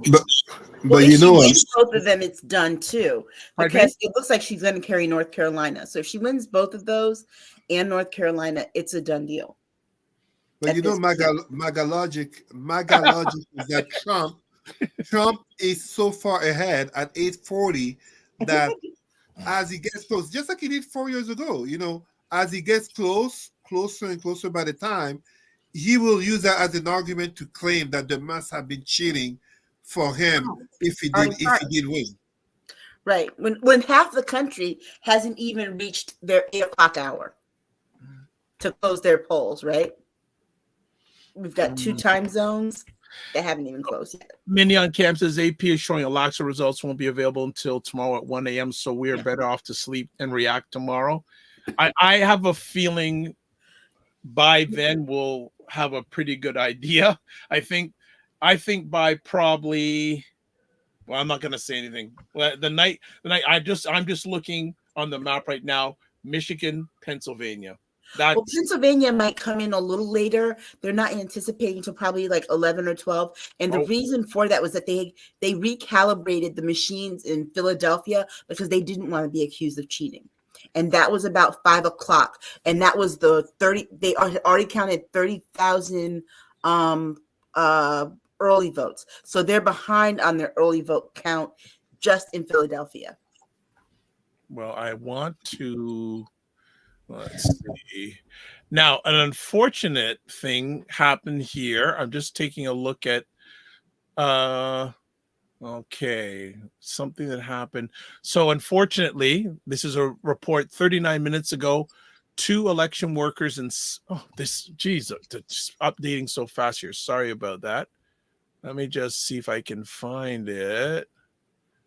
2 election workers in southern Missouri died when their cars were swept away by a fast flooding creek. The deaths were among 5 in Missouri. It's always changing here because they got. So in Wright County, vehicles driven by a 70-year-old man and a 73-year-old woman were swept away by flooding Beaver Creek around 4:30 a.m. Tuesday, the Missouri State Highway Patrol said. The bodies were found more than 4 hours later. So our condolences. Yeah. Okay, but it says so. Florida voters reject abortion rights amendment and kept in place Ron DeSantis' 6-week ban as the initiative fails to reach the required 60% threshold. The measure faced an uphill battle in the deeply red state, where 45, a Florida resident, said during the campaign that he would vote against it. So, wait, say that again. This is what AP is saying. Florida rejects abortion measure, further limiting access in the South. So Florida voters reject the abortion rights amendment and kept in place Governor Ron DeSantis' 6-week ban as the initiative fails to reach the required 60% threshold. The measure. Oh, we misunderstood. Yes, you did. This is right from AP 3 minutes ago. But this isn't making sense because it's showing that they had 82%. So what they had to meet. Wait, they had to get 60% of the vote. Is that what it is? Don't know, but this is from 3 minutes ago. That makes no sense. AP. So it's there you they go. Basically have filibustered Florida. Right. So some updates here. Cinema Canella says, okay, guys, it's looking red. What's looking red? Yeah, what's looking red? She thinks that it's like the election's going to be won by 45. No. But the states that he's won are the typical red The states that he's always won. So, yeah, that's what He hasn't saying. picked up Don't anything that he it's hasn't too ever early. won before. Right. I think the surprise would be if there was some new development or he picked up something new. To the contrary, as Aisha said, he's Harris is eating in to the leads that he would have normally had in places like Georgia, etc. So Yeah. I mean, the thing of it is that for him, right now, he's won states that Republicans have won the last, 4 election cycles. So if he would have to pick up Michigan, he'd have to pick up Pennsylvania, he'd have to pick up North Carolina, Virginia, Wisconsin for it to really be like, oh, this is looking red. But he hasn't picked up anything that he didn't win before the last 2 election cycles. and it really the interesting thing is it feels rushed. Is anybody getting that sense that something is rushed? Yeah. Yeah. I mean, the other part of it too is that the red states are going to report what they're going to report. The problem that we have is this: because we have all of these different states, and every state gets to run their own elections, so they get to make up their own rules about when they'll start counting early vote, whether or not they'll have early vote. Is it going to be in person? Is it going to be mail-in? It's all different. There isn't one universal thing, and that people are afraid to step into this fact that, wait, we've even diversified even more how people vote. So it's going to take longer to count because people have more ways of voting than they had in the past. But people still want to go back to that past of knowing on election night when we've increased access to how people can vote, which will take longer time because there are different methods of counting. And when things can count, you also have the states making these absurd rules about when they can start the count, when they can end the count. But again, people that are overseas and vote, they have till today to have their ballots Right. postmarked. Their ballots won't even necessarily have to get here, but they'll have to get here and then they'll have to be counted. That's why for us, honestly, to say that we should have an election result the night of, we honestly shouldn't have an election result until December 1st. Exactly. Because at that point, they will have counted all the votes. Because you're right, Lala, it does feel early. Think about it. Think about how many people who live in Mississippi get shipped overseas to the military, and their votes won't come in until after. And I doubt that Mississippi's gonna count them. You know they're not. Now listen, you know I got a problem with the ISSIPP state, especially when they can't even handle their own people. They worried about Trump. You got so much corruption running through that state. You can't even handle your own counties. So now you sitting up here claiming victory. The governor came out and said, you want our thing. No, duh. We knew exactly what you are. And Minnie makes a good suggestion. Can we wait until 10:30 before we say who won? But even at 10:30 Eastern time, it's still early because California is not going to close their polls until it's like 11 p.m. midnight here. So that's the problem with us saying that people also are nostalgic for the year that Reagan won all the states but one in the District of Columbia. And so at that point, when he won state after state after state after state after state, it was okay to call it for him because he reached 270 before the even other half of the country was counted, right? But we're not there anymore. All right. So Michelle says it's called the Red Mirage. And I said, as Aisha mentioned, can we wait until 10:30 p.m. before we say who won? Michelle Hayward says Republicans usually do early voting, so their ballots are often counted early. And she goes, I was waiting for Lala to say, quote, crooked letter, unquote. Crooked letter. Go ahead. Aisha. I looking at this whole thing, it's like how did we get here? I want to go back a little bit. the Republican Party did this to themselves. Yep. So we absolutely do have members of the Republican Party who are like, okay, what is going on here? But that's because you were trying to keep people out of the country club. And when they were not looking at the constituents in the sticks. You cared about people with money, you cared about the right people, you cared about those types of things, and you left those other individuals out on the outskirts. Well, at some point, people who are continuously left on the outskirts are going to get tired. And anyone who slick talks them into, well, we care about you. You get a tea party that arises. So when you ignore a certain faction of your own party, you wonder why there's revolution and rebelling. That's what this is. So now you're like, well, what happened? That's what happened. I couldn't agree more. Yeah, I mean, the thing of it is that like Michelle said, it's the red mirage. Because remember they said there was going to be a red tsunami, and they were all buckled in, and like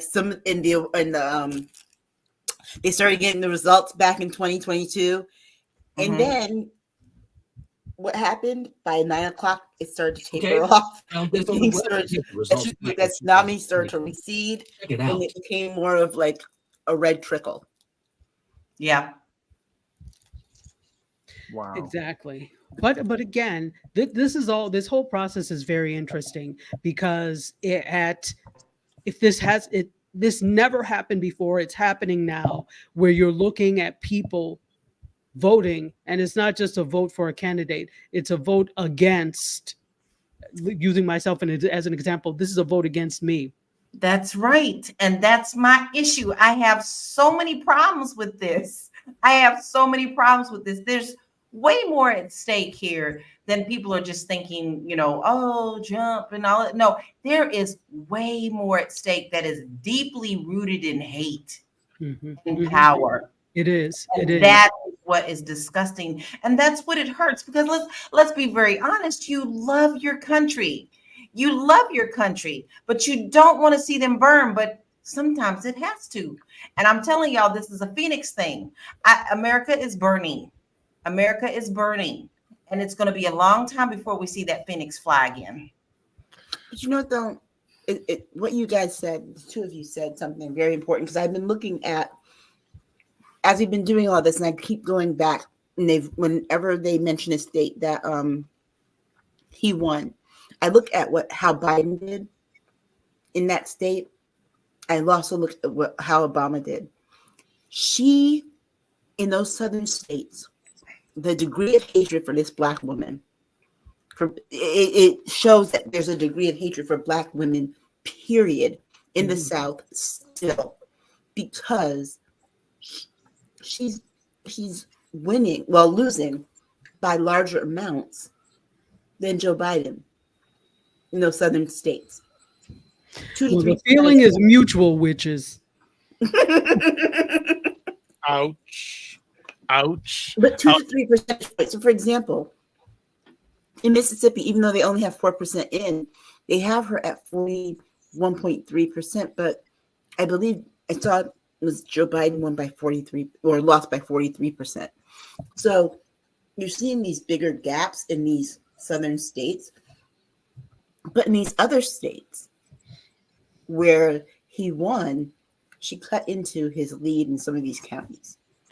Like in Georgia, some of these red counties, she cut into his lead by like 4 or 5 points. That's a lot. That really does say a lot. So Michelle says Gen X had fun ways to learn to spell and do math, as well as to learn civics. Quote, I'm just a bill, unquote. And Michelle also goes, people in the margins, i.e. marginalized people. Mm-hmm. Well, and that's the thing. I think there's less interest now by media companies to provide the education, even though it is mandated that a certain amount of your programming needs to be educational. It's not as clear cut as it was like in the 70s, 80s, and 90s. So now you don't have those types of things. I think there's also not necessarily the interest by some of these producers who were doing these things to produce that type of programming. So we had it, and all we have to do is look at just the level of things we had. We had Reading Rainbow. Mhm. We had, as you said, the Schoolhouse Rock. All these little things. Sorry, say again. Electric Company. Right. There was a lot out there. And then because of funding, look at Sesame Street was the premier way that's how the hell I learned to speak Spanish. Mm-hmm. And French, because I was also on the Canadian border. So I got Spanish and French Sesame Street. So you look at these things, and now HBO or Max, I should say, owns Sesame Street. So you only get to see Sesame Street new episodes 9 months after they've premiered on Max. So we've taken the very foundations of educational children's programming, and now it's held by a for-profit company. But why? Because nonprofit is hard. Yeah. Right. But even during our youth, the for-profit companies that were making these things, it was more profitable, like you were saying. For example, it's not really profitable now because kids get a tablet as soon as they can stand up. Mm-hmm. And so everything is digital, which is produced inexpensively, and it's inexpensive to make these subscriptions. Whereas, remember the Cabbage Patch thing, right? Oh. Well, remember Saturday morning cartoons, they could teach us something, but they could also advertise to us. Kids don't play with things the same way that we used to. Mm-hmm. So parents aren't expending as much money because guess what? Oh, I'll just, I've got Google, so I'm just going to download all the free games for my kids. And guess what? They don't have anymore that we had. Saturday morning cartoons. Every Saturday, we knew what kids were going to be. When did Schoolhouse Rock come on? Saturday morning. When they were advertising toys and candy and all that, and cereal and all that stuff toward kids. Well, kids don't watch linear television anymore. No. They're watching, so there's no incentive for them to advertise those types of things because they're not watching that. Kids are looking to social for their things. Right. They're watching YouTube. They're watching TikTok. That is where they are. They are not in front of ABC looking at I hanker for a hunk of cheese. They are not. That's not where they are. And also, too, it's also enabled our kids to lose their imagination. I think that's where we start getting into that conversation about why voting for our generation is different, because we can see the possibilities. We can imagine possibilities. There's too much reality for little kids these days. They don't have to imagine what the world could look like when they're too busy trying to see what it is right now. Yeah. All right, I'm going to jump in with some more comments. Michelle says, Spanish on Sesame Street helped me in Colombia because all I could do was count at my big age at 45 years old. Minion Cam says, when I was in high school, they made civics half credit with careers. I always fell asleep when civics class brought in the TV. My teacher asked me to wait 10 minutes before I doze off. Those toy commercials got us good as kids. She also says they made a cartoon show around the whole toy, and then Michelle they made cartoons around a lot of toys. Lots of toys. Rubik's Cube, Munchie Cheese, G.I. Joe, He-Man, She-Ra. I could go on. All on and on. Smurfs, Cabbage Patch Kids, Smurfs, all of them. Rainbow Shortcake, Care Bears, all of them. So Michelle says many devices are moving away from having free ads because they want subscriptions. Most Black Americans don't have access to high-speed internet, thus further impacting our education. And she also says gem and hologram. Oh, no. Gem. I Mm, love Gem and the me Holograms. too. Oh my God. Okay. And Cesar is back after he kissed his daughter and put her to bed. He is back. We're come to another top of the hour. Yeah. I used to know the Gem theme song by heart. I know it still. Oh my God. So That's I used to watch it as a kid in the 80s in France. So, Oh, yeah. did you? Yeah, they had many of the cartoons that you had here. Uh-oh. Discovered on Cartoon Network. They had them. So okay. So there's been an update, but we're gonna run a quick break and we're gonna catch you all up because there's been a little bit of a change I've seen on the map. So wait, we'll just catch up in 30 seconds. Primetime Saturday with Aisha and Lala. Join Aisha K. Staggers and Laura Lala Key as they cut through the chaos and make some sense of the nonsense in American news and politics. That's not a big enough sample to even say that this is representative of anything. Sharp insights, bold opinions, and a touch of humor. It's the show that keeps you informed and entertained. Those polls have you thinking, oh, I don't need to go there. Don't miss Primetime Saturday with Aisha and Lala. Tune in and stay ahead of the headlines.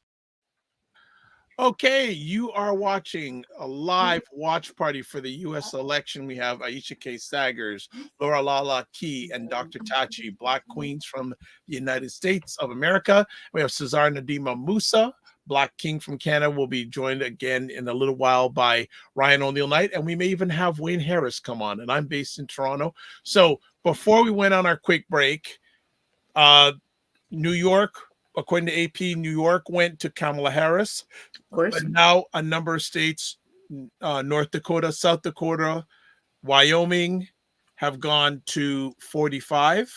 Oklahoma's gone to 45. I don't know what that Iowa right now 45 is leading. So again, it's coming down. So right now 45, according to the AP map, 45 has 120 electoral votes, about 23 and a half, a little over 23,500 votes, 52.7% of the popular vote. Ms. Harris has 99 electoral votes, about 20.7 million votes, 46.1%. So the popular vote has been staying basically the same for most of the night. Around 45 has been around 53. Ms. Harris earlier on was at 43. She's kicked up to now almost 46%, but there's still a gap of 21 electoral seats. So this is why now even more so, Michigan, Pennsylvania, key, and of course, and so it's the next hour and a half or so, things are going to get real. Things are going to get real. Well, right now it looks like AP on this and online is saying that he's got 120. Yeah, that's what he said. And the rest, they have New York Times and some of these others are calling it at 154 for him. That's the projected at 9 o'clock. But again, going back to what we were saying before, none of this is unexpected because these are all the states that he had won before. There's we're really waiting for that upset. What up? If there's going to be one. I doubt there is. I think that there's about 12 states that are closing now. And so we're going to see this bump for her here with these 12 that are closing. So Michelle said, how many states are reporting? A number of them. And then 9 o'clock, I can tell you what states they are. She says, come through Pittsburgh and Philly. Yep. Right now, the whole night for Ms. Harris is right now basing on 2 states. Again, to me, Michigan and Pennsylvania. If she doesn't carry both of them, her night is done, in my opinion. Yep, her night is done. She has to carry both those states. If she doesn't, her night is done because Texas will probably go red, but if California will go blue, that will offset Texas. Texas has gone red. He won Texas. There you go. And the 40 electoral vote. That's the projection. But here's the thing, though. They're calling Georgia too close, North Carolina too close.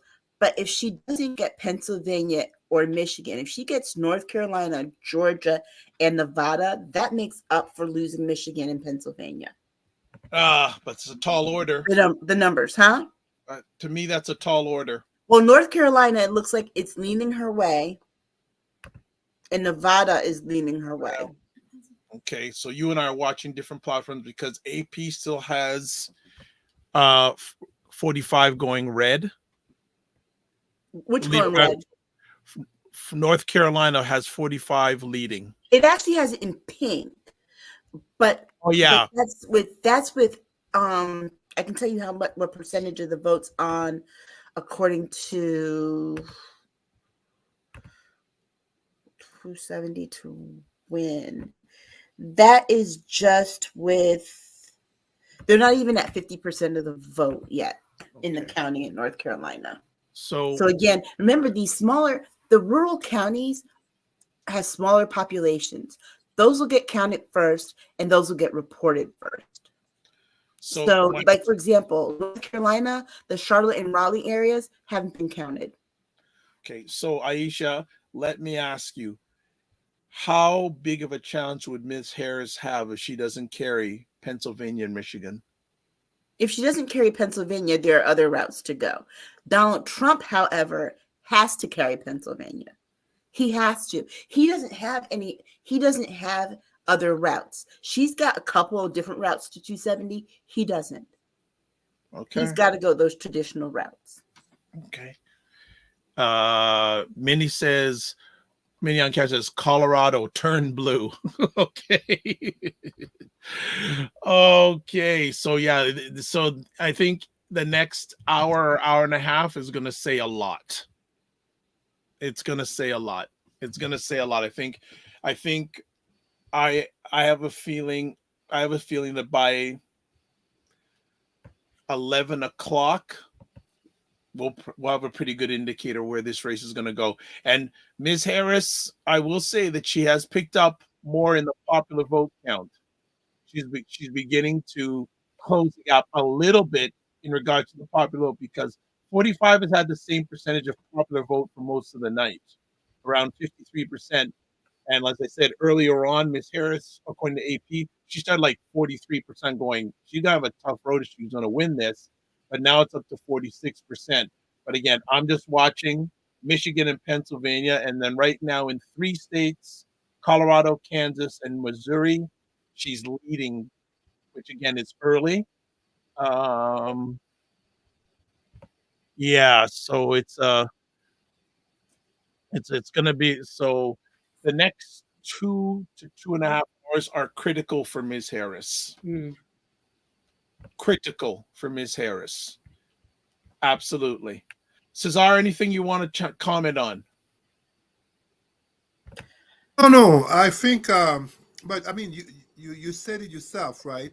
How it began with Trump leading, right, and how it's turning out slowly but surely with Kamala picking up more and more votes, and ultimately more and more electoral votes. They just gave him Mississippi. They just gave him another state, so he is now 45. Now has 137 electoral votes. Right. Mississippi, of course. Yep. Right. See, these are not unexpected. Exactly. Yeah, like I said, if he wins Pennsylvania, then we need to get worried. Well, I think you may want. It's early. It's early, but he is leading in Minnesota. But they haven't gotten. But these again, it goes back to what I said, that because they're reporting those smaller places. The places that have big metropolises, like Michigan's going to take forever. Minnesota, they got St. Paul and Minneapolis. Mm-hmm. Those are populations that are going to have large people of color percentages and things. That'd be like somebody reporting the Connecticut ballots and them not counting Hartford, New Haven, or Bridgeport yet. Of course it would look like Trump would win Connecticut. So I think that's an issue. Milwaukee is going to take a long time. Mm-hmm. The reason we don't have a result in North Carolina yet is because they're trying to count Charlotte, Raleigh, Durham area. those college towns too. And so, like for example, in what they're reporting out right now in North Carolina are just the individual counties. So all the red counties, they're reporting. These blue counties haven't been counted yet, and there's still 1, 2, 3, 4, 5, 6, 7. There's about 8 or 9 counties that haven't even counted yet in North Carolina. In a state like North Carolina, they've got over 100 counties. Exactly. Like my state has 6 counties. Okay. I live in a state with just 6 counties. Connecticut is small. Very small. Second smallest. Yes. Yeah, I'm just taking a look at different platforms here. It says Senator Rick Scott will win. Ugh. 45 slams Oprah and Fox News after voting. Well, that's because right now he thinks he's winning again. Well, it's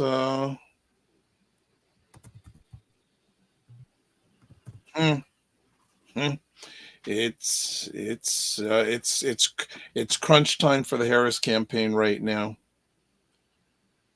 Well, you got to, I mean, because here's the other thing. What they did was they gave him reliably the states that he won. If you dumped California in her column, they'd be tied. Exactly. Her big poll hasn't even come in yet. So if you dump California in, which she's likely to win, they'd be tied. Actually, she'd have more. Okay. Let's not forget that all analysts were talking about Trump reaching 48% of votes. The question is, will it be that number? Will it be over 50%? And how would that look like in terms of the electoral college? So it's 9-12. Yeah. We really know 10-30, 11, Yeah. aka notably when California votes will come in. That's when we'll know. You want to know how unreliable this is? Is that AP has her at 99 and him at 120 or whatever it is. But NBC has her at 30 and him at 102.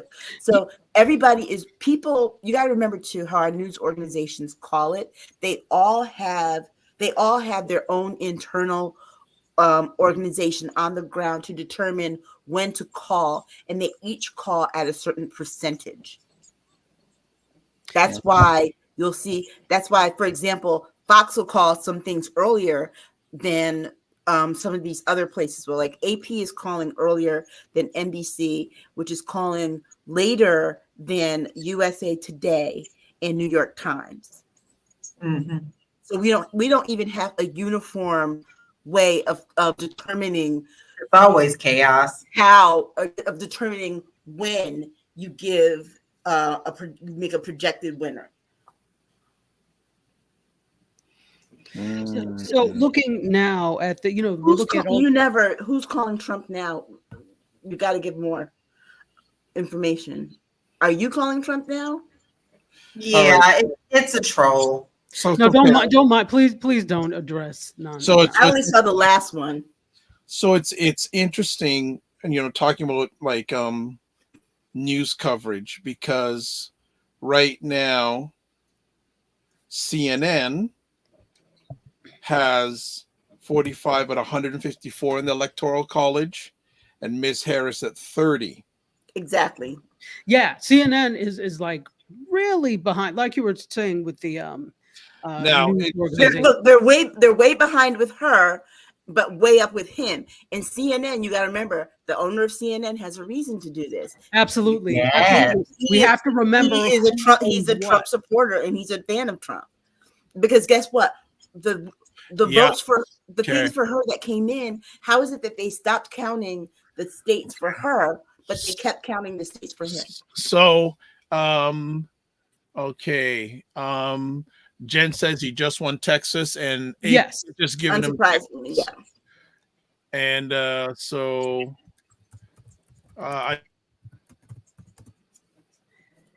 Absolutely. So looking at, are we frozen? Dr. Vibe is. So looking at, there are so many different maps. So I'm looking at this map now. This is from Google. And so projections will be Michigan and Pennsylvania for her. That's it. That's what it comes down to. Also, yeah, Missouri, Kansas, and Colorado for her. Yeah, because again, if she doesn't carry Michigan and Pennsylvania, it's over. I can't. Well, this is the projections now. You ought to be pulling for her. I'm telling you, Dr. Vibe, because you're Canadian. This affects you too. It affects her in a big way. Huge. I'm just saying now because I think whatever happens, it's a mess. Okay, so here's the thing. For example, right now, right? Guess what? Fox News right now is calling. It says that she has 113 and he has 195. So that's why none of this it's all arbitrary. But this is some good news. Is this for Congress? Yes, Alabama. In Alabama, Shamari Figures, Democrat, beat the Republican for Congress in Alabama. Black man. House District 2. So that's a good pickup. We picked up a House seat. We flipped a House seat. Flipped a House seat. That's good. Which was very necessary. That's because guess what? There's more than just the presidential race. We also got to look at these House seats in these states that have been calling their thing. Passing of laws and the budget. The places where the laws and the budget go through. Exactly. But also too, because even if Kamala wins, she's gonna need a house. Right. Exactly. That's what we have to realize. So people are so fixated on the presidential race, you forget you need to have support when it comes to those things. That's right. And even if Trump wins, we need a Democratic House to stop the madness and not give him the money. So I'm just reading some expert analysis from CNN. One gentleman, Harriet 10, says, looking. Oh, geez, I just pressed this thing. Okay. Let me just see. Let me just see if I can find it here. I had some stuff here and I fortunately lost it. But it just seems that 45 is getting more votes this time around than he did last time, like popular votes. It looks like he's going to trend. But see, for example, right? The population increases also. It's okay. Let me tell you this. For example, I'm looking at Fox News, right? Fox News called Nebraska for Trump at, I think it's like 40% or so of the vote in. But Kamala Harris has 10 more percentage points than him. But they called it for Trump. And so this is why none of this is going to make any sense until we get to California. Absolutely. Because look, in my state, they called it for Harris, but only 7.6% of the vote is in. So here's a story from Jeff Zeleny from CNN's about 2 minutes ago. The headline is Harris is watching returns as she braces for a tough fight for the, quote, blue wall, unquote, states aides say. Vice President Kamala Harris is watching the returns at the Naval Observatory, in Washington, D.C., and having a family dinner, aide said, even as she works the phones and is in constant contact with her campaign war room in Wilmington. Harris remains upbeat and optimistic, particularly in the turnout reports across, quote, the blue wall, unquote. But the campaign is also bracing for a long night ahead.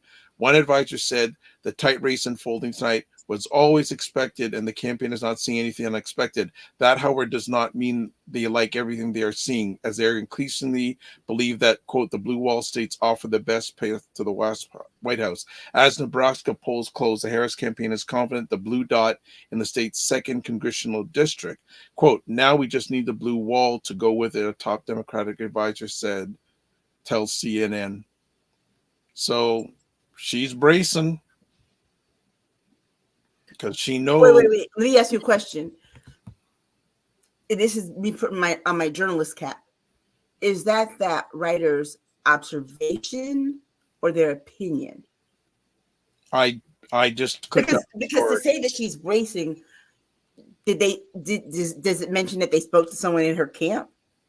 I clicked out of the story. I went to something else. Sorry about that. Yeah. No, the reason I'm asking is because we've got this issue right now with more so journalism with these things. Well, she's bracing. How do you know? Did you ask? That's conjecture. That's good. Exactly. But like I said, we're looking right now here. Fox News called, what was it they said? Nebraska for him, but only 29% of the vote is in. She has 55%. He's got 44%.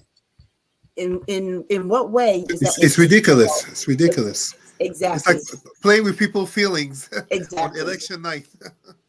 Exactly. Why are you calling that? Why are you calling that? At this point, only 29%, and I would be if I was a simpleton Trump voter watching Fox right now, I'd be asking, wait a second. If I want my guy to win, they don't think. Right. They no. don't think. If I want my guy to win, I at least want the numbers to show that he's winning. I'm sorry, are you asking them to do math? Well, but you know what? Asking them to do math would be kind of like asking these trolls to go home and mind their own business. Because we don't play that mess here. Not on this platform. But right. But they persist. Because it's a sad existence. Really, you have to ask yourself if you are willing to, and this is for anything, if you're willing to go into a live stream and disrupt over anything, what kind of sad existence do you have? I really feel sorry for you. That's very sad. Because let me tell you something. The only reason I'm not wasting my time watching Fox News. The only thing I'm looking at is across platforms online. You please look. I don't waste my time on things that I'm just not interested in. Absolutely, and that are not salient, and that are not well researched. That's like the lowest common denominator, and that's not to be insulting to them. It's lowest common denominator of news. It's kind of when you can't do anything else, you're sensational, so people pay attention to you. That's not news. I agree with you, and I think it's still ridiculous that I'm looking and CNN still has her at 30 electoral votes. Yeah, I don't know what's going on. We know what's behind it. We know what's behind it. Yeah, no, absolutely. So probably I need to look at an NPR or something. Yeah. Do you have NPR? What are they saying?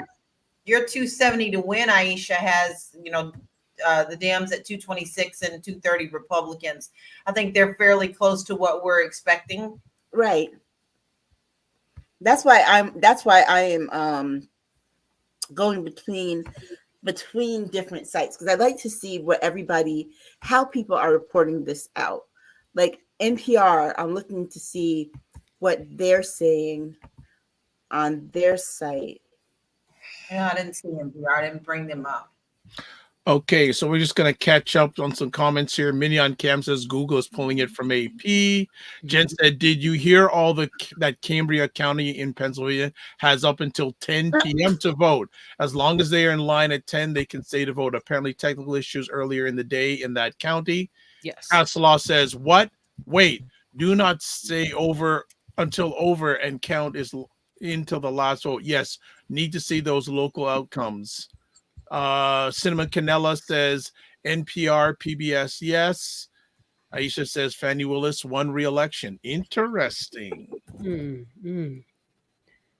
You know, I also find it curious that I know they do it as polls close, but Mhm. because everything doesn't close at the same time, Right. if you look at the way the map is, that kind of gives unfair advantage if you look at it. So I'm like, why would we not start waiting till all the polls close completely Yep. before we actually say anything? Because then we at least have that. But when you start doing it as the polls close, it's spreading across the country, and it can give an unfair advantage either way. So I'm thinking that we need to wait. Nobody cares what I say, but I'm like, Yeah. wait till everything closes before you start doing You hear me saying nothing, don't you? I'm not gonna worry. It's not time. It's just Yeah. this whole thing is always been a mess. This is nothing new. This is how it's been. You know, when it's in the news media, people do different things. People are owned by different people, and what they're trying to do is to make it serve their audience. It's not over until it's really over, and I just do not believe that it will be tonight. No. I just look at the math for these states that he won versus states that he's projected to win, Mhm. the ones that are pink or where he's leading. And what I'm getting in the counts is those are the states he's being given, states that he hasn't won yet. He's just leaning, they're leaning red and he's leading in, but they're not giving her states that she's leading in. And this is clearly. across the board. The count is virtually unfair, and the AP is doing this because I just literally sat and did the math. There's no way that he's at where is this again? Let me get back to where I was looking at. They have him at 177 and her at 99, and her 99 hasn't moved because all of the states that they counted, they for example, now they're saying that he's leading in Virginia and North Carolina. Well, that's because they haven't counted the large metropolises. But what I'm looking at here is that in adding up the numbers, this isn't 177.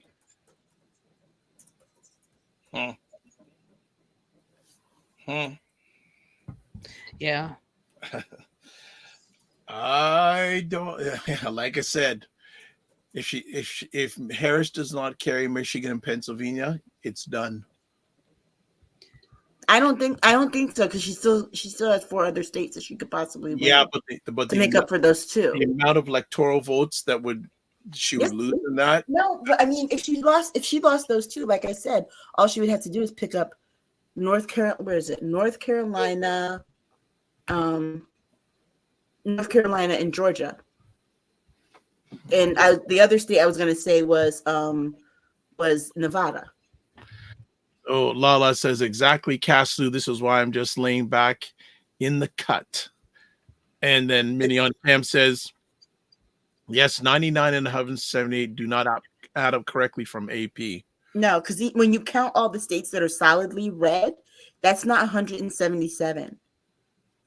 Because he's got they're small numbers. The red states have smaller numbers of electoral votes, to be honest. So, because literally between Oklahoma, Arkansas, Mississippi, Alabama, and Louisiana, those 5 states, it's 30 points. They put like Texas he's leading in Texas, but that's why I'm following 270 to win, because they're putting it pink. They haven't put it solidly in his park. It's pink, but all these other places have counted that, just like they counted Ohio, but Ohio's not in. They counted Iowa for him, but Iowa's still not in. They counted Kansas for him. I mean, and they counted Arizona for him. So, this. Go ahead. Sorry, Dr. Tashi. This method of doing contributes to the MAGA rhetoric of electoral fraud if they don't win, because Yeah. it's just feeding them the notion that of course we must be winning. Look at what they had. But then when they do a correction of number, notably of electoral college votes, well, if you are a MAGA, hardcore MAGA, you would be convinced that there must have been fraud the whole time. Mm-hmm. Yeah. And the other part of it too is that we have to realize this on top of all of this stuff is that these news organizations all have one thing in common. The people who own them are all Republicans. They've all donated money to him. They all have a vested interest in showing things to be favorable, because what's the first thing first people he threatened to go after are media. I mean, but I think they're doing the American people a disservice here. The system is rigged all the way. Yeah. The system is Because rigged all the way. people are building their hopes up on misleading reporting. It's cowardice. If you're a news organization and you purport to tell the news, then you ought to stand on that. And simply because somebody is threatening to do X, Y, Z, that's really sad. So then we really can't trust what you say. And that points to the Gallup poll that just came out in terms of Americans' trust in news media is at an all-time low. Why would it not be low when things like this happen? So, for example, when did the polls close in Wyoming? They haven't closed yet. Okay, so why is it called for him? Even though it's not a projection. So I can see one thing that is a projection, but to call it where it's solidly red, the polls haven't closed. Right. Well, here's the thing. I'll tell you this, because right now I'm looking at Economic Times, right? At 7:49 a.m., November 6th, 2024. Okay? That's what this says. My daughter's in here looking at it. November 6th, 2024 at 7:49 a.m. So Economic Times isn't in the United States. If that's the time. But here, it's India Times. So here's what they have. The states that they're reporting: North Dakota, South Dakota, Wyoming. What is this?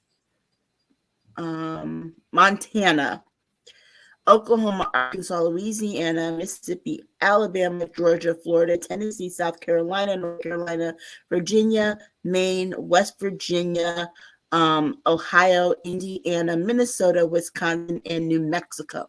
That's what they're calling for him already.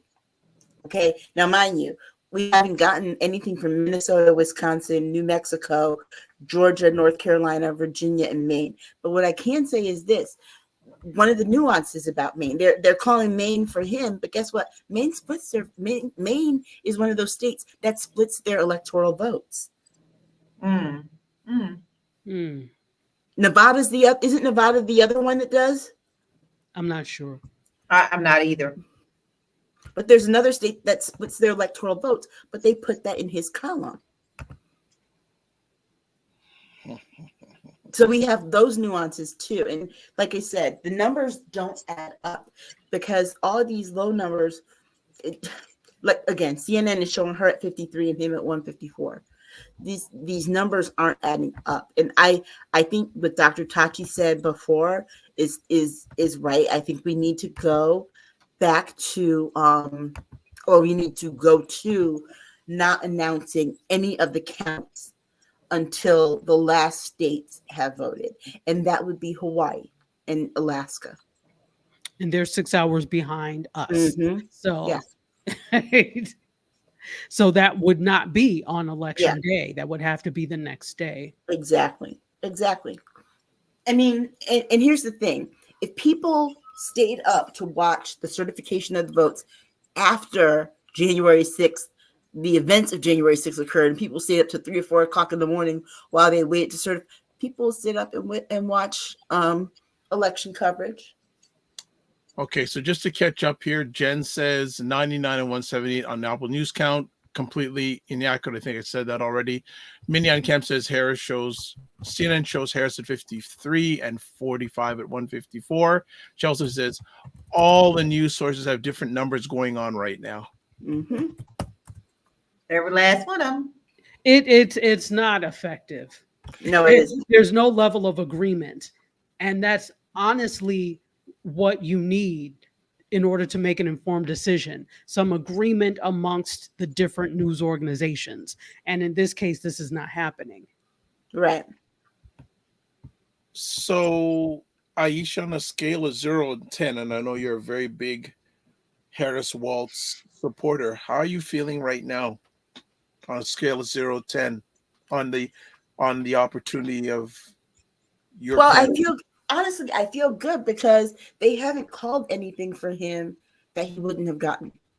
They called surprise, they called every red state for him. It's when they start calling swing states and blue states for him that we got a problem.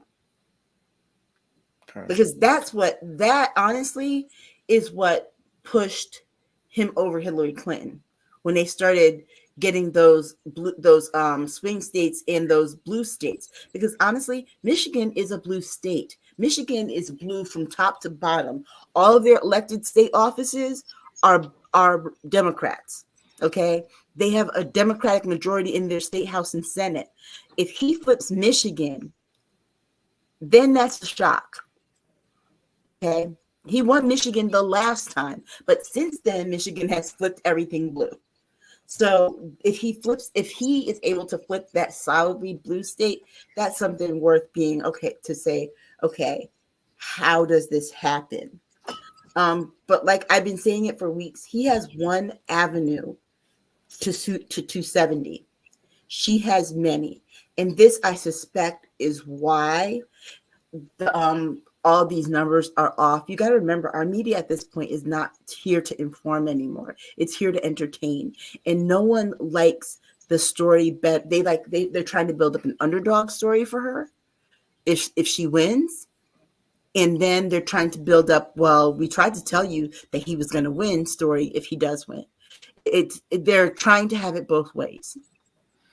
And so until we get some accurate numbers, honestly, until I start seeing these numbers of the reporting at 80% in all these states that they're reporting on right now, then I'll get nervous or I'll feel comfortable. But right now I'm looking at them and nobody is really at 80%. I think there's only one state that they've called it 80%. Like I said, my home state closed an hour and a half ago and they called it at 7%. And 7% means that they only counted 7% of the vote. Okay. I know it may be a little bit early, but I want to throw this out there. If Ms. Harris does not win, if she does not win, where did her campaign go wrong, if anywhere? Because I'm reading some things from different reporters saying that did she keep too close to the Biden Biden presidency? Did she distance herself? Should she have distanced herself more away from the Biden presidency than she did? Well, that shouldn't be the headline. The headline should be, if Kamala Harris loses, how come the media didn't talk about the fact that it's the racism and the sexism? It's the misogynoir. Period. Exactly. There's more to this than that, Dr. Vibe. Let's look at the whole picture. And it is an honest picture in the fact that you're not only dealing with a Black woman who was running for this seat, you're also running on the platform of women's rights. And that is a massive problem. I know people who fussed because they're like, I can't with this election because I don't agree with abortion. And they just ran their whole platform and their heart on that. So it's not just that it's a Black woman running. It is the religious belief of many that is behind this, even if they do want to support her, that for some reason their religious part will not allow them to move forward. I do not believe that should be put on her shoulders. There's more to this than what we're discussing. Her campaign, given the fact that she had 3 months to do it, was flawless. I mean, for just to say, where did her campaign go wrong? When he made mistake after mistake after mistake, every day he was a walking disaster. I mean, why would that even be the question? This man was filleting a microphone in front of children at his rallies, and then people are going to say, where did her campaign go wrong? I have to say, if she loses, we have to be honest here. It's not her the issue. Please tell me what country of the world, including even dictatorship, can someone think they can win elections with the level of, as Mitch McConnell said, despicable behavior as he has shown. I'm Not for sorry. I mean, Germany. I'm sorry. I'm not a. I mean, even you say Germany. Hitler behaved better than that in 1933 when they had the elections. He came off as a serious candidate. I'm not American, but let's be honest. If Trump wins, it's more for reflection about Americans than a reflection on Kamala Harris. Yeah. It's not a reflection on Kamala Harris at all. I don't think that the campaign could have done anything different. In 100 days, they managed to do this. I kudos. There's nothing more that they could have done, and there was nothing wrong with the campaign. Again, to Aisha's point, what's wrong is the level of racism, misogynoir, sexism that exists in that. That's what this is. And people never want to say that. They're always looking at other strategies. Oh, well, what strategy? No, it's you. Mm-hmm. It is you and your thoughts and beliefs that have held this. That's all it is. So the thing is, for some reason, we never want to point fingers where fingers are due to be pointed. And that's what that is. And it's also, sorry to say, and this is it's also internalized misogyny and internalized racism to some extent. And she checks off all the boxes of the things that they hate, right? So she's Black, she's a woman, her parents are immigrants, she doesn't have biological children, and her husband's Jewish. And she's a former prosecutor. Right. There's not anything. An intelligent woman. There's not anything that she could have done, right? She went to an HBCU, and there's not anything else that put it this way, if her campaign went wrong anywhere, she wouldn't have raised $1 billion.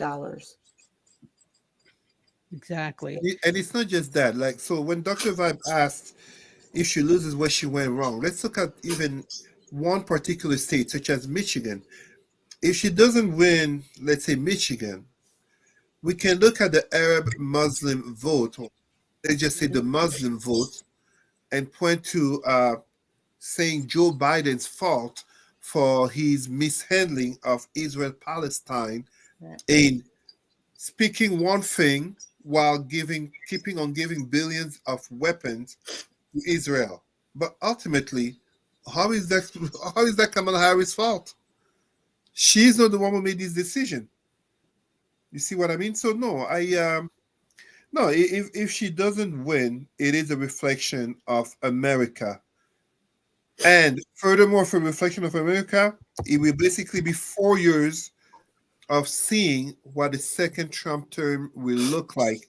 And the same people who voted for him. And I'm talking here notably, people will share these identities that he made fun of. Mm-hmm. How can a Black person vote for a man such as Trump with all his documented racism? How can a woman vote for Trump with all his documented sexism? How can a soldier or a veteran vote for Trump when he dodged the draft up to 5 times? These basic, essential questions, such as how could a Latino or Puerto Rican, a Boricua, vote for Trump in regards to his comments and behaviors? How can a Muslim vote for Trump in regards to the Muslim ban? How can an African vote for Trump in regards to shithole countries? But if he wins, it's because there are many people of those identities that voted for him. The only group on which Trump does not, excuse my language, Dr. Vibe, the only group he doesn't shit on is white males. That is the one and only group he doesn't shit on, whether they be rich, whether they be poor. He will attack and shit on individual white males, but as a group, that is the only group he does not shit on. I absolutely correct. Absolutely correct.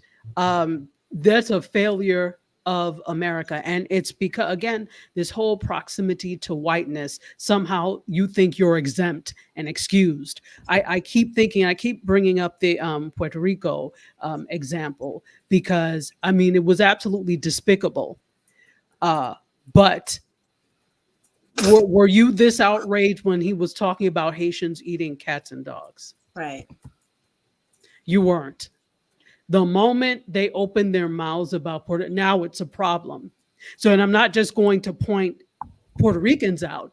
I'm going to point out everybody who, women, white women, the ones who are for it. You didn't have a problem until now. There's taking away rights. We've been telling the people who have been under this system of oppression, have been telling you that this is a problem. And this is what I'm saying to everybody that you think you're safe.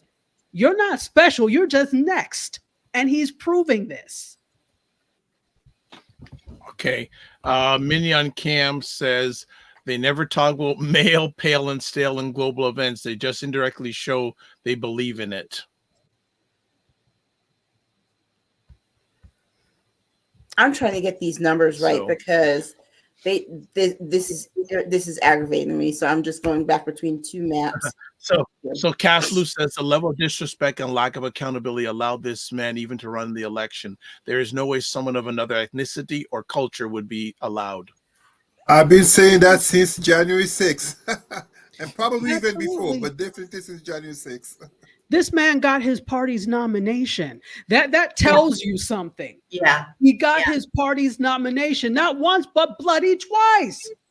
2 times? Fool me once, shame on you. I just really then have to sit here and conclude that you all are stupid and put me on the record saying this. And I don't see any other way except that you all are just damn stupid. If 2 times a person of this ill repute can get your nomination and you're behind it, how dumb are you? So then whatever befalls you is well deserved. Right. Yep.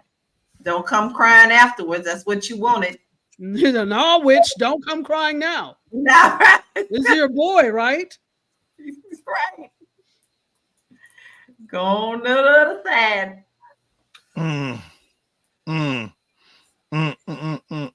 So what I'm wondering, I don't think I've ever seen numbers all over the board like this before. I cannot say that I, like Aisha, have every single news organization up and looking at the numbers. I can't say that. But I would flip between a number of sources, and there was more agreement from what I'm remembering. Now, this seems like it's all over the board, and it's just very strange to me.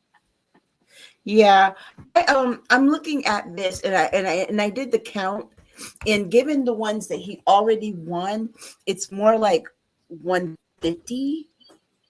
When you do the count, they have counted in his place. I'll tell you the states from doing the math just now. They have counted Kansas, Missouri, Iowa, and New Mexico in Colorado and gave those to him. However, just so you know, those states are light blue right now. Yes, exactly. So they counted in his number states where she's leading. States that actually they have projected that she will win. For example, which state? Missouri and what's this other state here that New Mexico, for example, they counted with him. Exactly. Also, they counted, but they gave him states that are light blue, but then they also counted for him states that are pink, which makes no sense. Which tells me it goes back to what Cass Lou said about the level of disrespect and lack of accountability. The level of disrespect for the American voter to be doing this like this. Mm-hmm. Is disgusting. And actually, what we're gonna have to do before the next election is we're gonna have to find some consensus to where there has to be, and this is a problem because every state runs their own elections. That's the problem. Well, let me. There has to be some kind of consensus to where all this information is going to come out of one organization that's going to have a definitive count and report it to everybody. Well, let's put it this way. The way things are looking right now, the best hope for the Democrats is either they hold the Senate or hold the House, because now I'm just saying, because right now 45 is double ahead Miss Harris according to AP in electoral count. Well, AP has her at 99 and him at 177. No, I got 188 From AP. Yep. Yeah. But again, the ones that they've counted, though, Dr. Vibe, are the ones that are pink. They counted those for him. Like I said, for Maine, they counted Maine for him because they have Maine as pink, but Maine doesn't go pink. Maine splits its vote. Right. So the way that they're doing it, the way the AP is calling this doesn't make sense. And not only that, all they really can call are the ones that are solid red. Okay. Those are the numbers that we have.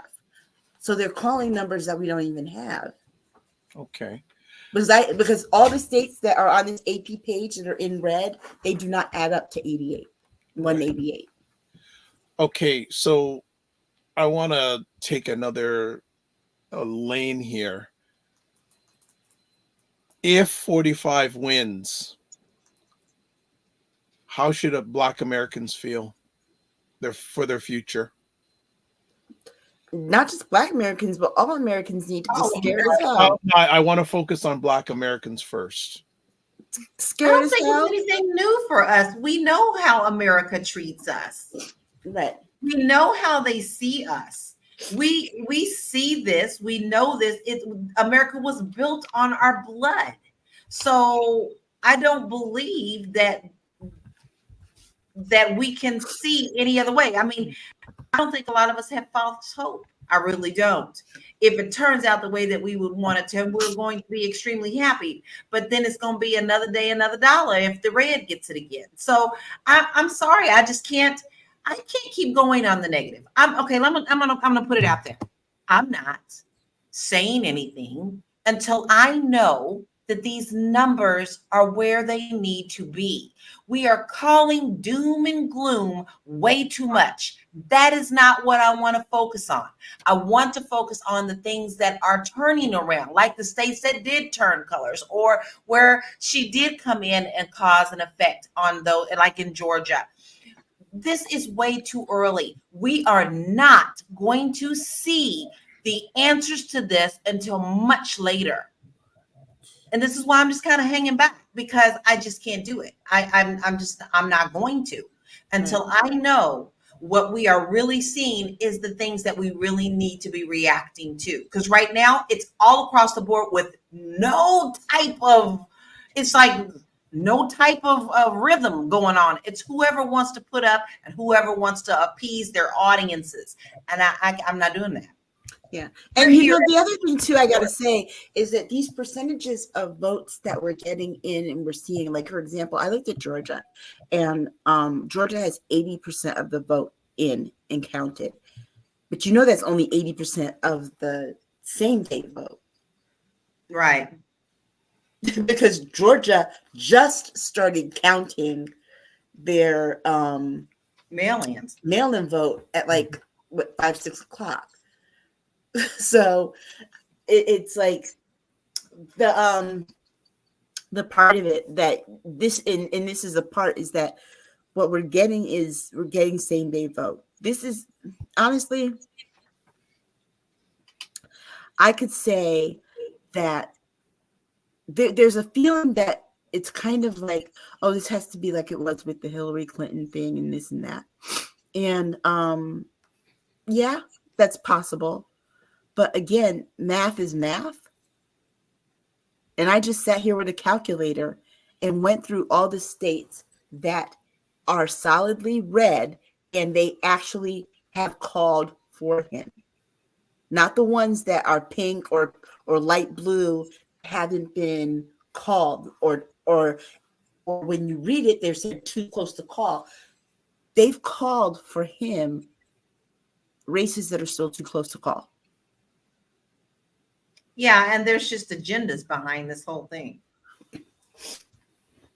I mean, they can't have it both ways, but they're trying to.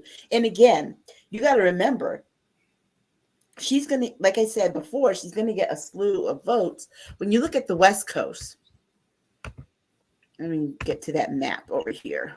Okay. When you look at the West Coast, there are, let me do this math here. 8 plus 12. There are 74 votes just between 3 states on the West Coast: Washington, Oregon, and California. And those are blue. And those are blue. Yeah.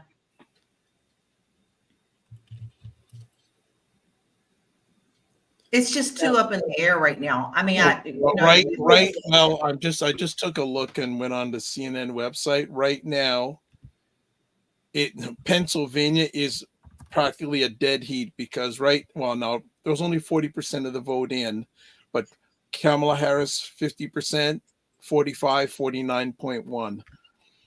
But we knew that was going to be a serious battle there, or else he wouldn't already be saying that there's corruption in the state. You see, that's his agenda. He started that already. They didn't even count the votes, and he already started talking about there's corruption. Right. So, for example, Chris Wallace on CNN says there are no surprises right now of the results. No surprises. Yeah, it's the same states that would. So, I urge people not to get, upset yet, because this is going the way it was anticipated to go. These are the states that Republicans traditionally have won, and as has been said, you need to quote worry when blue states are being flipped or swing states are going away. So that's not really happening. So Not yet. Yeah. Okay, Right. so some comments. Cinema Canella saying, what is PBS saying now? Casalou says, think of solutions to problems moving forward either way. What can we do as a community as well? So, okay, I just have to say this. Okay, so Maine splits their electoral votes. The person who wins the majority gets 2, and then the other person gets 1. They gave all 3 of them to Trump in the count when I counted to get to 188. Just to show you how skewed this is. Okay, so we've come to the top of the hour. We're going to take another quick break. And you are watching the live watch party in regards to the U.S. election. We will be back in about a minute and a half. Hello, everybody. My name is Paige. I am a marketing consultant and the host of More Than a Mom, the podcast. I am here at the Soundwave Summit, and I had the pleasure of speaking with Dr. Vibe, and the gems he dropped were unmatched. An accidental conversation really changed my whole plan. And if I had him 3 years ago when I started my consulting career, it would have made a major change. The biggest thing that I learned that I'm taking with me is understanding that I do not have a show, I have a solution. And I think that's something that's not talked about enough. Another thing that really adjusted my mindset was the power of positive language. I was telling him about some of my problems are asking for help. I'm always pouring into other people, but it's hard, and it's a problem that I can't get that same thing in return. And he said, it's not a problem. It's something that, what did you say? Not a problem. You said, oh, it's a challenge. It's something that's a challenge for me. And that simple adjustment of language, I went away to lunch and I called 4 people and I'm like, hey friends, we need to change our energy. We need to change our outlook. We are solution-driven people. We do not need to do things the way society tells us to do things. This checklist that we feel like we need to fall under, this 10-minute conversation we had, it changed up everything. So I'm so thankful for the gems.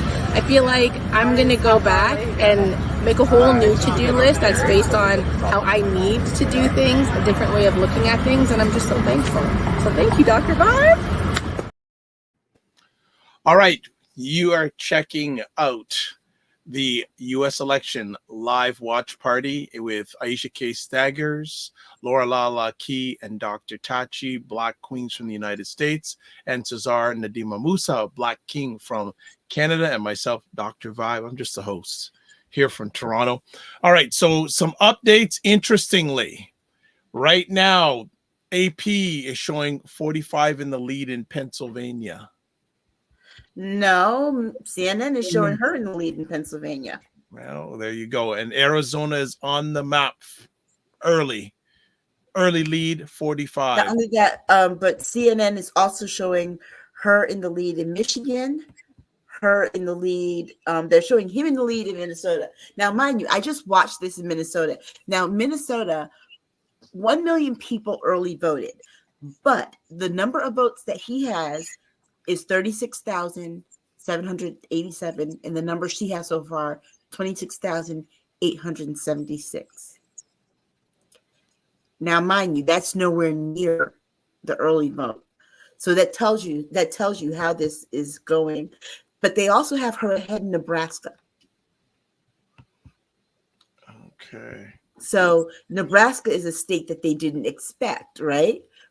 They expected to give to him, but they have her ahead there. Let's see. Where else? So She is leading in Michigan, in It's leading Pennsylvania, in Wisconsin too. and in Wisconsin. Yeah. So in Pennsylvania right now, CNN has her Ms. Harris ahead by 0.1 percentage point with 44% of the votes counted. So it's getting razor thin. And in Wisconsin, 35% of the votes counted. She's ahead by 0.3%. So it's this. The next 2 hours will be monumental, because again, if she doesn't, okay. Now, interesting enough, now they have, so AP now has it switched back to Ms. Harris ahead. A few moments ago, they had 45 ahead, so it's now switched back. Listen. And what that is, that differential is that for anybody watching, the larger cities are starting to report. Okay, so Jen Myers says, I just threw through the channels. Fox has her at 117 and him at 205. Yeah. Fox is going to call for him in about an hour. That's their agenda. This has to be that conversation. Right. This has to be that conversation that he said he was going to have with Rupert Murdoch. Mm-hmm. That was the conversation. But see, that doesn't look good. No, that doesn't look good at all. The fact that you're meeting with people, why are you meeting with Rupert Murdoch? Except to influence things. He doesn't care. He has shown that he can be held to the same standards of decency and political correctness as others. He doesn't care. And why is Rupert Murdoch agreeing to meet with him? This is part of the reason why his own children are fighting. This is why they have him at 205. They have called Kansas for him, but she was predicted to win Kansas. They called Missouri for him. She's predicted to win Missouri. They I can't listen to this shit. Girl, be quiet, please. Laura, be quiet. In some of these other states,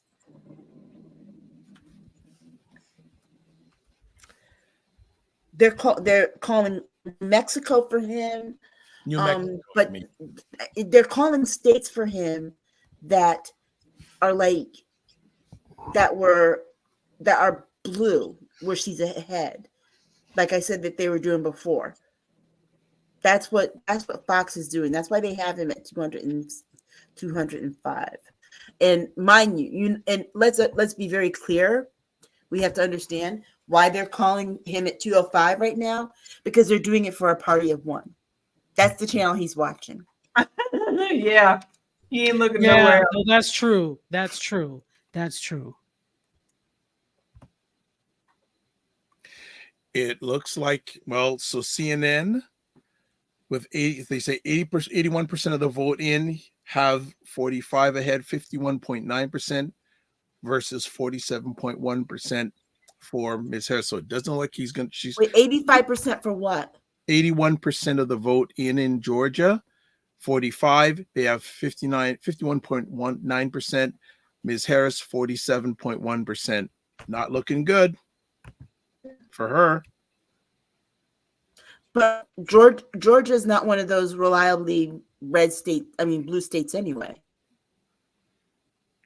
Joe Biden won Georgia last time, but the time before that, Trump won. Time before that, Mitt Romney? Absolutely. Joe Biden was the first Democrat to win since 92? So that one could have gone either way. Also, too, they got 1, 2, 3, 4, 5, 6 counties still left to count. But also, to Georgia, again, that's their 80% of their same day voting. They haven't counted their let me find out what time they started counting. So AP has 45 in the lead in Pennsylvania now, has 45 in the lead in Wisconsin and Minnesota.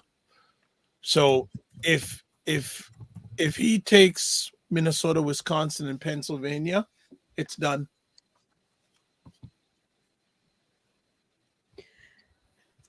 Again.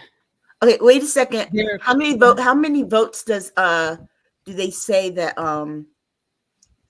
here we go, Georgia. So here's an interesting thing too. Okay, so Georgia hasn't counted their early votes. Okay, but just interesting enough, I thought if Miss Harris could win anything, it would be the popular vote. She has never led in the popular vote all night. She has never closed the closest I've looking at the AP site, the closest she's got in the popular vote, 3 million votes. But that was the same thing with Joe Biden. Because Joe Biden, remember, Joe Biden was behind that whole night until, remember, they didn't get his results till Saturday. Right. The popular vote is usually always after the fact. How many people voted in Georgia? Okay, so 11 million people voted. That's in Georgia. That's the population. Let's see.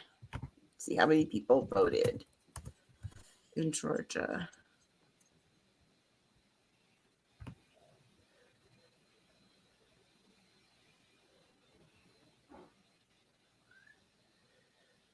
$4 million. Robert Kennedy is still running? No, he's just on the ballot in some places. Okay. Remember, Jill Stein pulled out today, and then people, because remember, people might have early voted for him too. I didn't know she pulled out. I didn't hear that. Yeah.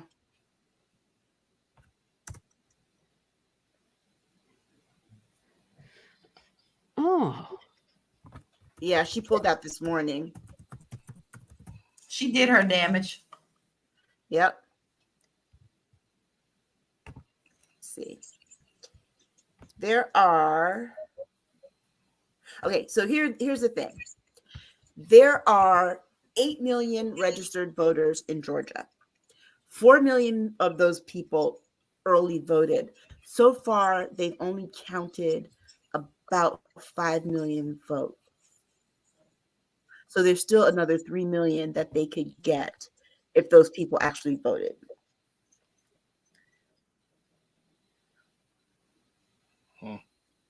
See, the number of active voters is 7.2 million in Georgia. So this is sounding like they're not finished getting through the early vote count. Let me see about Pennsylvania, when Pennsylvania started. Well, as you're doing that, so it looks like we retain our mayor here in Fort Lauderdale, Dean Trentalis. Is that a good thing? I guess so. Listen, I it's terrible, but I don't pay as much attention to local politics. I should, but here it's politics. So I tend not to pay so much attention, but yeah, so I guess it's a good thing that Trentalis is he's actually a very nice person. So Cass Lou asks, I know I voted early, plus there are mail-in ballots too. How do they or when are those calculated? You know what? I don't know, Cass. Your state. Yeah, it depends on your state. I know here, for example, there is the supervisor of elections has the website, and you can actually check to see if it has been counted. So you should have similar for that for your supervisor of elections. You can type in the information in the website, and it will tell you if it's been counted. Like so, I literally got an email from Florida. I asked to be updated, and I got an email that said, we got your ballot. It has been counted. Yes, you could sign up for the email, and they'll do that as well. But if you didn't sign up for the email, if you go to the website, they should, depending on what state you're in, you should be able to look up and see whether or not your ballot has been counted. That's how I did it. I didn't sign up for the email. I just went to the website, and it told me it had been counted. So. Right. Like, for example, I early voted in Connecticut in person. And when I was at the polling place, I asked the poll worker, when does my vote get counted? And she said, all mail-in, all early votes do not get counted until 6 a.m. on election day. So in Pennsylvania, they've got something similar, and they don't count until 7 a.m. election day. They've also had a drop in volunteers to count the votes. So their count's going to go slow. What it says here for Pennsylvania, and this is from their local news, and Reuters also contributed to this article, is that it will take days before the full outcome is known. They have more Democrats than Republicans voting by mail. So election night will show Trump ahead, but his lead will likely shrink as more mail ballots are counted. This is the same thing that happened in 2020, which prompted Trump to falsely claim fraud. This year, a new law requires most counties to announce at midnight on election night how many ballots remain to be counted in an effort to forestall conspiracy theories. So at midnight, we'll know how many more ballots Pennsylvania has to count. Mm-hmm. So the likelihood is that you won't get a number from Pennsylvania tonight. It's too important. That is such a battle state. They're not going to call this unless they're absolutely sure. Right. Yeah, exactly. And I think you're going to see that, and I think you're going to see that same thing in Michigan. You know, just looking at, as I look right now at the Harris campaign, you got to be really concerned that you've never, again, this popular vote count, they have been able to really shrink the gap all evening long. So as I said, I thought that, and just as an observer, I said, if she can't at least get the popular vote advantage, it's not a good sign for her. And like I said, the gap now is like 5 million when it comes to popular votes. But remember, Trump didn't win the popular vote either in 2016. Sure did. True. And he didn't win the popular vote in 2020 when he lost. But the point is that that's the whole point of the Electoral College, stupid as it is. The popular vote is not. Agreed. So right now, AP has 45 at 198 when it comes to the Electoral College. So he's getting closer. Miss Harris has a long road. Okay, so I'm looking at the 2020 map, right? With the exception of Georgia, all the states that had been called or even projected for Trump are no different than it was in 2020. And in 2020, we know that he was in the lead at about 200 when he stalled out, and then Biden swept up from just over 100 to getting 306. So for Harris supporters, I think your biggest concern right now is Pennsylvania. I don't think so. Well, the reason I say that is because remember, Yeah. Pennsylvania, we're not going to know that result tonight, so I don't think that's as big of a thing. And you know, we have to be realistic here. Pennsylvania has 19 electoral votes. Michigan has 15. Wisconsin 10. North Carolina 16. Like I said, some of these other ones here, 19 isn't the biggest number. New York has more electoral votes than Pennsylvania. The reason we do this thing with Pennsylvania, and I think because no one questions the southern states, the reason we do this thing with Pennsylvania is because of Philadelphia. Because Philadelphia has a large Black minority population. Mm-hmm. The other thing that they're worried about is that large Hispanic population in Lancaster. Yeah. And that is why Pennsylvania we're placing such a big value on Pennsylvania, because I remember just 1, 2, 3 election cycles ago, Ohio was a swing state and people were worried about. It's Ohio. It's very interesting to see. We're not thinking about Ohio anymore. States. Yep. And then before that, it was Florida. 2000, Florida was that swing state. We're not thinking about that anymore. And so I think the value that we place on these states changes with every election, as it should, because remember, there are population shifts, there are demographic shifts, and the states that we say people should be concerned about, oftentimes when you sit and think about it, think about the states that they say that are the swing states and the states that she should be concerned about, or Democrats should be concerned about. Pennsylvania has Philadelphia, large black population, like I said, Lancaster, large Latino, particularly Puerto Rican population. And the thing that happened has them nervous.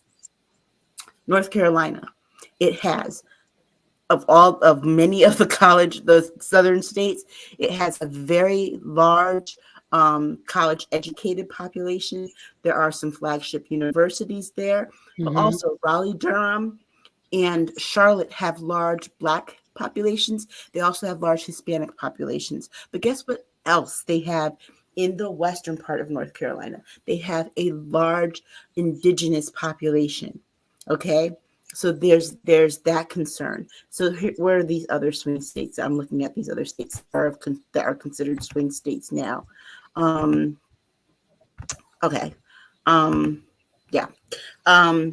They're concerned about Michigan. Well, guess what's in Michigan? Detroit, right? We know that. Wisconsin, Milwaukee, Minnesota, Minneapolis, particularly after the George Floyd incident, they're concerned about the Black people there. We start talking about New Mexico, Arizona, Colorado, Nevada. They're worried about those large indigenous populations, but also those extra large Latino populations that now got offended by what happened. So the reason that they're putting the focus on these particular states has absolutely nothing to do with the voting behaviors of whether it be Democrats or Republicans. They're concerned about the demographic shifts. These are states that had been for a long time solidly red, and they're not anymore, or could be flipped easily red, and they can't anymore. So And just so up to date on some things. So it's Jen says Apple News says Kamala won Colorado. I'm just reading from the CNN website. And okay, so just so you know, when I was doing my totals and adding up, Colorado is one of those states that Fox News counted for Trump. Okay, so Colorado is one of those states that some of these other places counted for Trump. So Abby Phillip from CNN says, yes, to underscore what Harry and Jeff are saying, there is a map that is shaping up to be extremely close, as expected. So far, 45 seems to be performing well in places that he needs to be, in many cases better than he did in 2020. Possibly Harris's saving grace is outstanding vote in large urban areas and suburbs, but we'll have to wait to see those votes. Dana Bash from CNN says, I keep hearing 2 words from Team Harris: dead heat.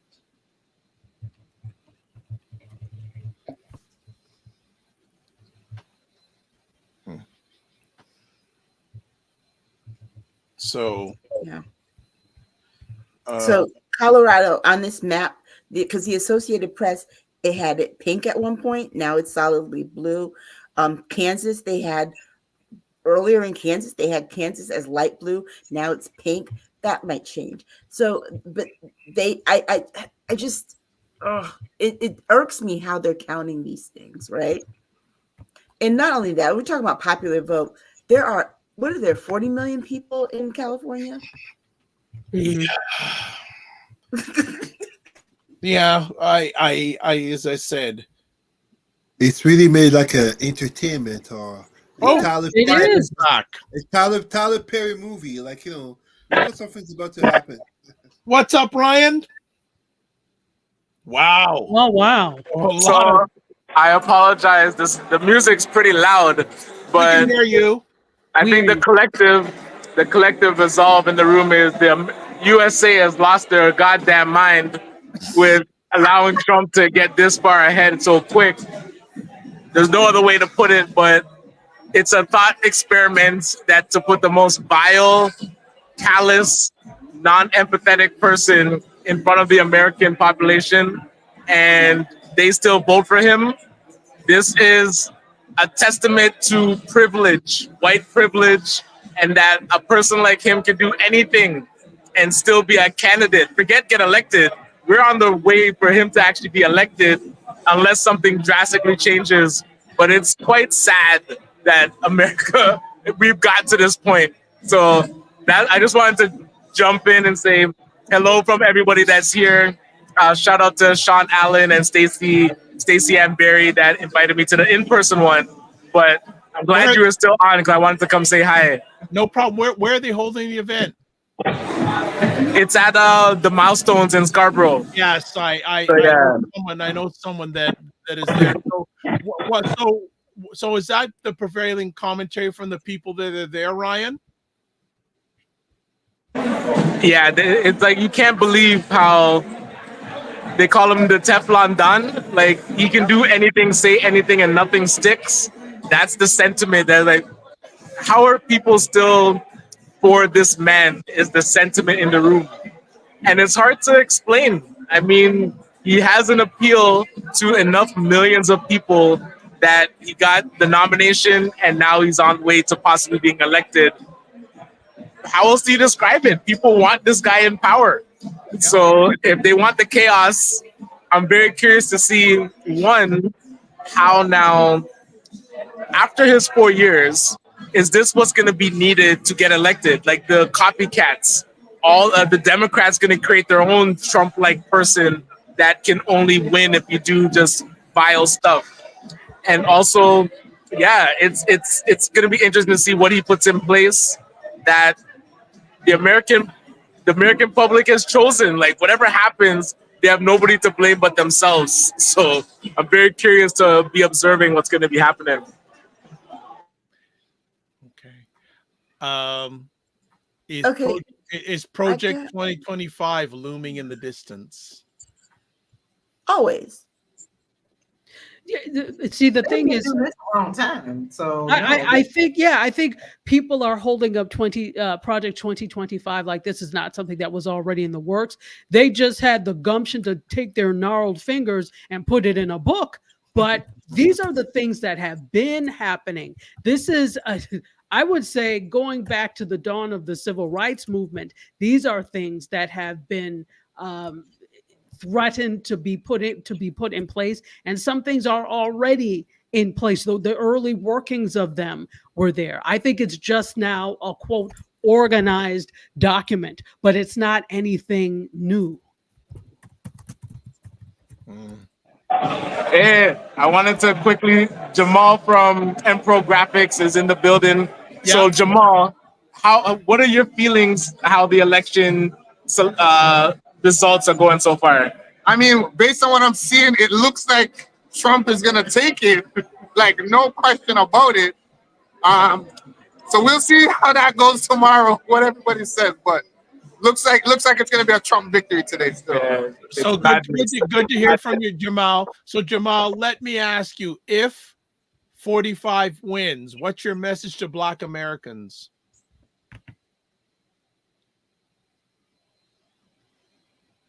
What was that for Jamal? Yeah, for both of you.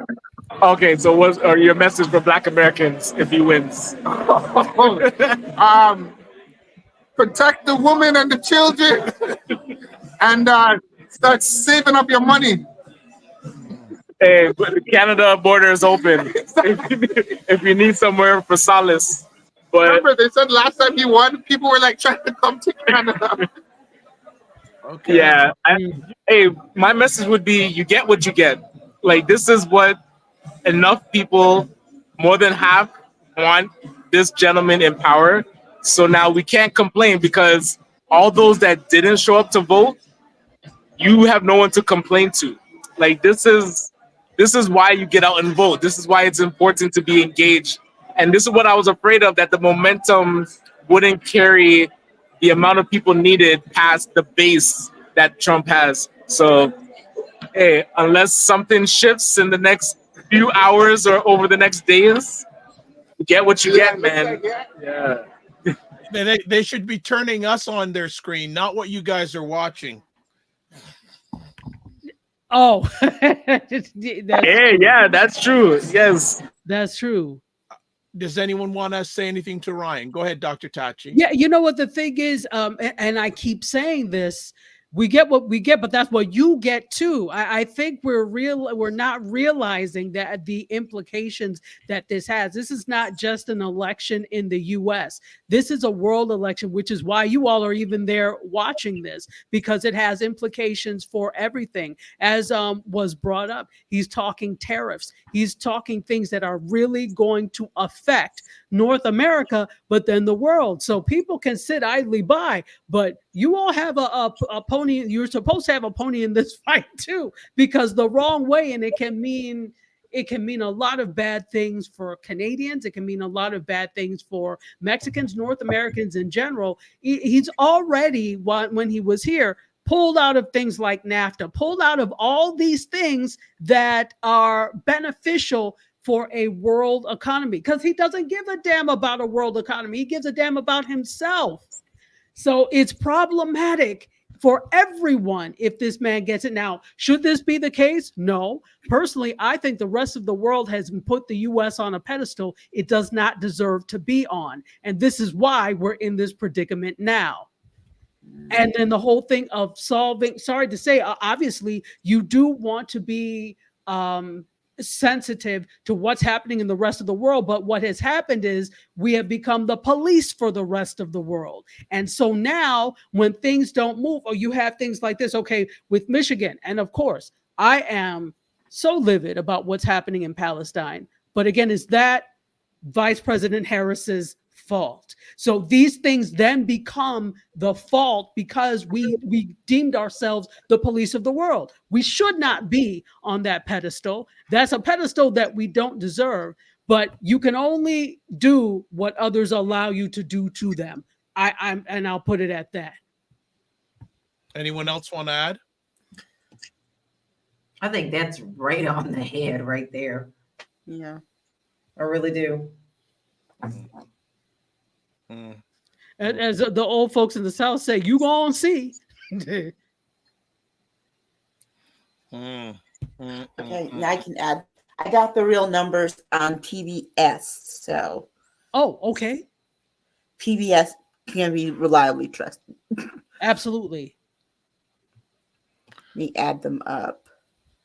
So Aisha put up in the comments, without the swing states and by final closing, CBS predicts Harris. Is that CBS or PBS? CBS. CBS predicts Harris 225, 45, 219. Without Any of the swing states. Oh, okay. So they didn't predict the swing states. Interesting. Nope. That's their prediction by the end of the night. Allow me to say that from a Canadian, French, and African perspective regarding politics and elections, the American system is weird, to say the least, with this electoral college, where normally it's simply democracy works by 50.1% to win. This just adds to the complication. But yeah, it's a long night. It's an interesting night. But if Trump wins, look, I'm a regional director in EDI. If Trump wins, I have a lot of work coming my way because the issues I address will not be lesser, but I will just be. It would be since George Floyd, the biggest thing in EDI. How could this white privileged faulty man be able to win again? And really, because you have a populace of dumb people. You have a populace of people, and I will say this: there's a reason when it comes to education, we're down there in the world. There is a huge reason. It was by design to have a dumbed down population specifically for things like this to take place. And so we're wondering why. We have a population that's not that bright, and I don't care. Anybody can argue with your mother about that. We have a population that is not that bright on the whole. Pockets of individuals, yes, were extremely bright, but when it comes to the rest of the world, damn dumb, as my mother would say. So now you're wondering why. But there's you remember when he gets to Idaho and Utah and he's one on the other street, state, he's done until the swing states. He's done. He's almost reached his cap. Okay, good. Cesar, you were gonna say something. Go ahead. Yeah, no, I was going to say, as Dr. Tachi was talking about, the notion of America being a dumb population. It's that logic of the group, and Dr. Vibe, you heard me talk about it so often. Entertainment being the number one cancer of the Black psyche, and then when you look at America as a whole, the dumbing down of America, which is basically what permits for someone like this, like in the last 40 years, again, I repeat myself for maybe the third or fourth time.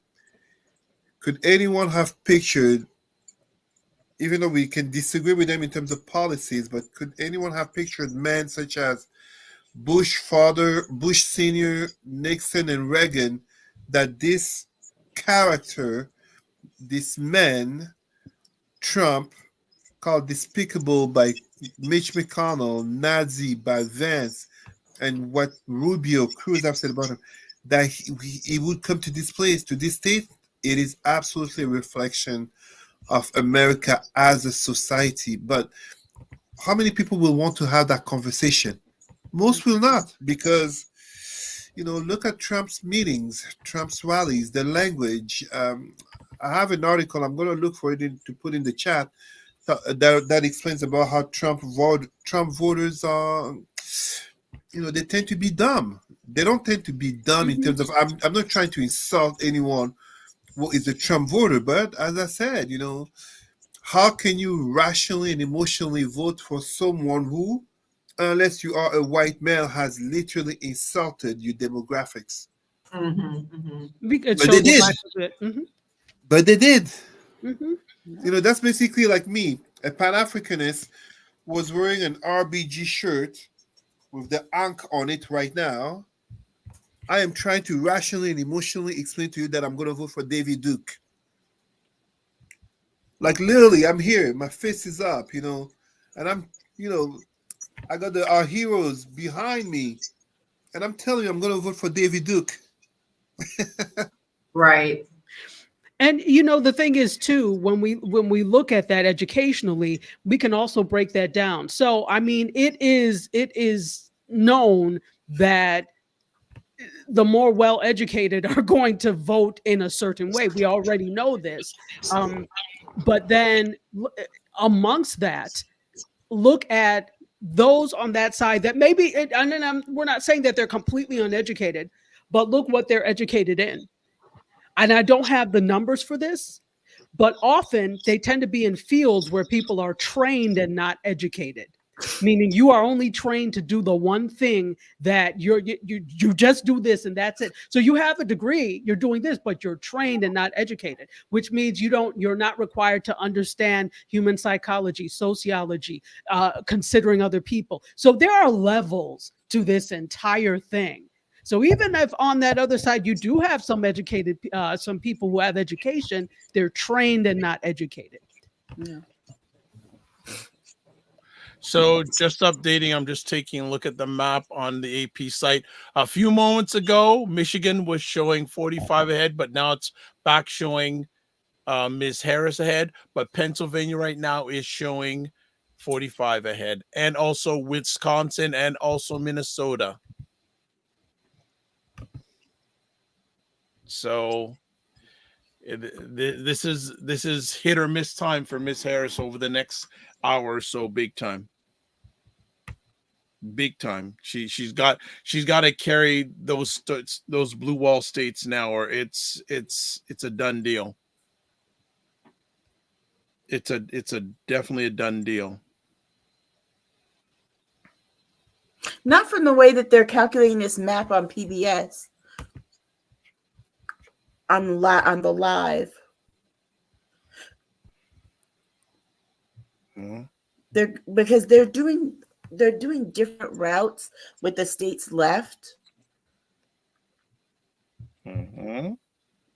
They said she would need to take Minnesota. She took Wisconsin, Michigan, and Pennsylvania. That would be done. But then they gave alternative routes.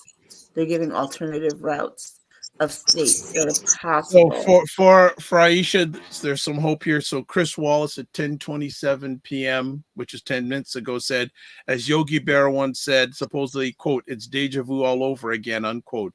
45 holds lead in Georgia, North Carolina, and now Pennsylvania, but there's still plenty of votes to be counted for Harris to come back. For instance, 45 has now taken a lead in Pennsylvania by 58,000 votes, but at this exact point in 2020, 45 led by 200,000 votes. Looks like a long night, and maybe some days after that. Mm-hmm. Good Lord, can you imagine being the person who knows all that in this hour 4 years ago? This is where we were. That would be a job. I don't want that one. I don't want that job. Never. So we also have Samanda. Yes, saying this election is devastating. Any relation to you, Dr. Vibe? Let me just hold on. Let's say, Dr. Tachi, it's so nice to see your face. I've only seen your profile picture. Oh, hello. Yeah, celebrity you are. Like people want to see you just by your pick alone. They want to know more about you. Yay. All right, so let me see what we got here. The best way to look at what's going on in a place like North Carolina is to go to their local news, because they're going to have their county by county. But looking over what's happened so far, it looks like 45 has increased the number of his votes he's got over since the last election. So I think Cesar, I think it goes back to your reflection saying, how is this happening? He's getting more. So I want to ask. Well, does the population increase? First of all, Trump likes to say he's the president who got the most votes out of etc. No. Population increase makes it that you are bound to get more votes numerically. That's one thing. But at the same time, there is, as Dr. Tachi was talking about, a great miseducation, but also grievance of people. I know, for example, right here in Canada, educated people will support Trump, not really because of anything other than the simple fact of hatred of the left, and notably misogyny about a woman. They don't care about what Trump says. They care that on the other side, it's a woman and she represents the left, just as she's black, she has a white Jewish husband. These are all elements that make it that. I mean, it's kind of like, let's be honest, 2008, Barack Obama, put him with a white wife. He wouldn't have won. No way. He wouldn't have won. And many black people would have been very clear that they're not voting for such a man. Okay, I'm looking at the North Carolina their news. They have a map where you can zoom in to different counties and you can see how much of the uncounted vote that's left, even though they've called certain things which would even out the numbers and could actually put her ahead. So for example, Raleigh has over 400,000 votes left to count. Cumberland County, which she won, has over 200,000 votes left to count. Greensboro has about 200,000 votes left to count. Alamance County, about 200,000 left to count. Mecklenburg, which is where North Carolina, where Charlotte is, has about 100,000 left to count. Montgomery County, which is where he's leading, they've only counted 22% of the votes, and they've got about 100,000 left to count. And some of these other ones where, like, for example, New Hanover County has about 100,000 left to count, and she's leading there. So a lot of these places where she's leading in North Carolina still have to count, still have votes to count. So we've got almost 2 million votes or so left to count there. So that could sway that number again. And I guess there we have it. That's why we don't have a number for North Carolina. Okay. They called Kansas for him. So right now, the AP map has 45 leading in Pennsylvania, Michigan, Wisconsin, and Minnesota. I mean, I'm trying to get to a decent map. Oh. Well, AP has a decent map. Yes, I know, but AP is not the only map. True. That's just one organization. So out of 50,000 that are reporting today. Me too. I'm looking at the different ones. 270 to win has not moved at all. Well, 270 to win, they haven't. All they have right now is just their what do you call it? Their map stays static. Yeah, but like this, if you look on the AP site, if you look at how far 45 has to get to 270 compared to Ms. Harris, there's a big difference. Okay, here. Right now they have 45 at 260 electoral votes. They have at what? 210. Right, but his cap is going to be 219. Huh. Because those are all the solidly red states. So there was no shock there. And And sorry, Aisha, please, I didn't mean to interrupt. Please go ahead. No, that's fine. No, I was going to say, as we get, for example, over the next 2 hours, the majority of the states that are closing are blue. Exactly, and this is exactly like I'm saying, like 4 years ago, and then Trump, if he loses, which I still think he can lose, that's when he will be talking about, this election being rigged. Remember, we were Right. in the lead for so much, and this and that. How could this be? Blah blah blah. And I mean, I shared, Dr. Vibe, I sent an article that talked about Trump voters. Really, they will buy. I mean, these people, the Trump fans will buy anything and anything that he tells them. So you kind of like in a cult mentality in which. I mean, Aisha, you said it so well. Looking at the time further into the West, the states are likely, such as California and its biggest number of electoral college votes, to turn blue. They're not going to see that. They're going to look at, oh, it's 11:15. I'm going to bed. Trump is leading. He's what, 207, 210. How could he have possibly lost? They must have cheated.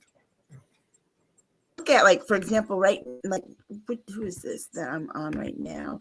Like, if you go to PBS and you look at their electoral calculator, their map right there, if you look at that swath of red literally in the middle, that's because the majority of his states are in the Eastern time zone and the Central time zone. The majority of her states are on the two extreme time zones. So you're talking about the Eastern time zone, right? And actually what comes before Eastern, because there's that part of Maine, and then and then Hawaii, right? So, that's why you're going to see it seem like he's pulling ahead, because all of those red states where he would get it are in the middle of two time zones, smack in the middle of all this, where you're going to get those results first. So, Well, on a good What we note, need to start worrying is if he starts winning Washington and Oregon. okay, let's get away from all that. We are just like in a frenzy. Let's look at some positive things. Jasmine Crockett won her re-election. Oh, good. Jasmine Crockett. Can we just celebrate that for a minute? Because I just love me some her. Yeah, So she's there amazing. are wins across the board. We're focusing on the big picture, but I'm always going to be the la-la, and I'm always going to bring you back to center. And the center is we still have some wins. And I'm still not giving up, because this race, we knew when we came in that this was going to happen. We knew that this is going to be close. I ain't singing yet. Fat lady ain't singing yet. So I'm not going to sit here and let myself get down, but I am going to celebrate that Jasmine Crockett has won her re-election. Yeah. What do we know? A couple of comments. Jen said that some are giving Iowa to him. Hold on, let me just say, yeah, some are giving Iowa to him.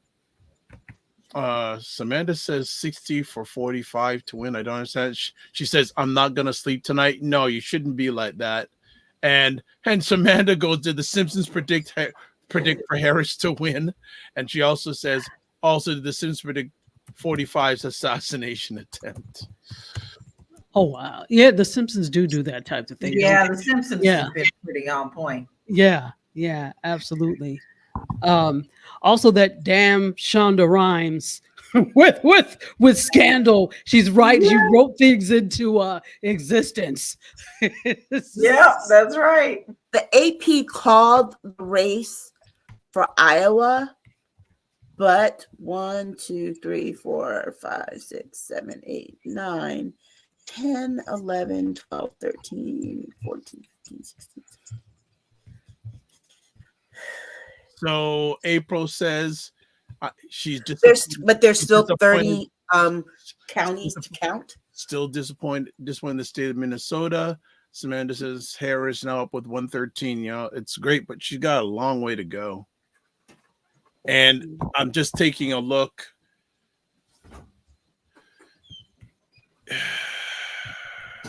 Let's see who else. Who else? And on a fun note, they did predict that Harris would win. Simpsons had Lisa Simpson in as president and talking about how she inherited Trump's mess. So Oh, yes, wow. they did predict.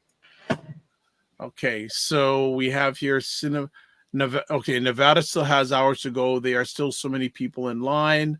Simon Canella says, what happened in Minnesota? Well, right now it's showing 45 ahead. And also In Minnesota? In Minnesota. Yeah. And PBS does not have that. So yeah, AP has, as I said, AP right now has 45 ahead in Pennsylvania, Minnesota, At Wisconsin, 5% reporting. and Minnesota. So, and Georgia right now, as they have not declared 45 a winner in Georgia. They know better. And that's because Georgia still has a whole lot of vote to count. They have all their whatchamacallit votes still to count. And Minnesota only has 5% reporting. He's ahead, but with only 5% of the state. Which, and to put that in better perspective, they have only counted 170,000 votes.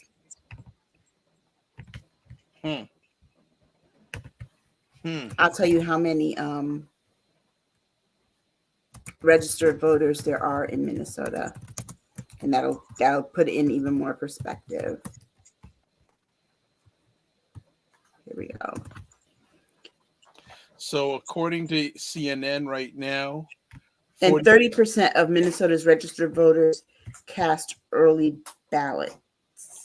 So right now, CNN has, again, 45 ahead by over 2.5 percentage points in Pennsylvania, with 2/3 of the votes counted. Where's Philadelphia fall into that? That I don't know, but that's updated as of 1 minute ago. But like I said, if you go on any sites that are doing this stuff, if you look at how far 45 has to go to get to 270, it's a shorter run than what Ms. Harris has to. And again, those right now, again, it really lays down to Minnesota, Wisconsin, Michigan, and Pennsylvania. Like, she's got to carry those four.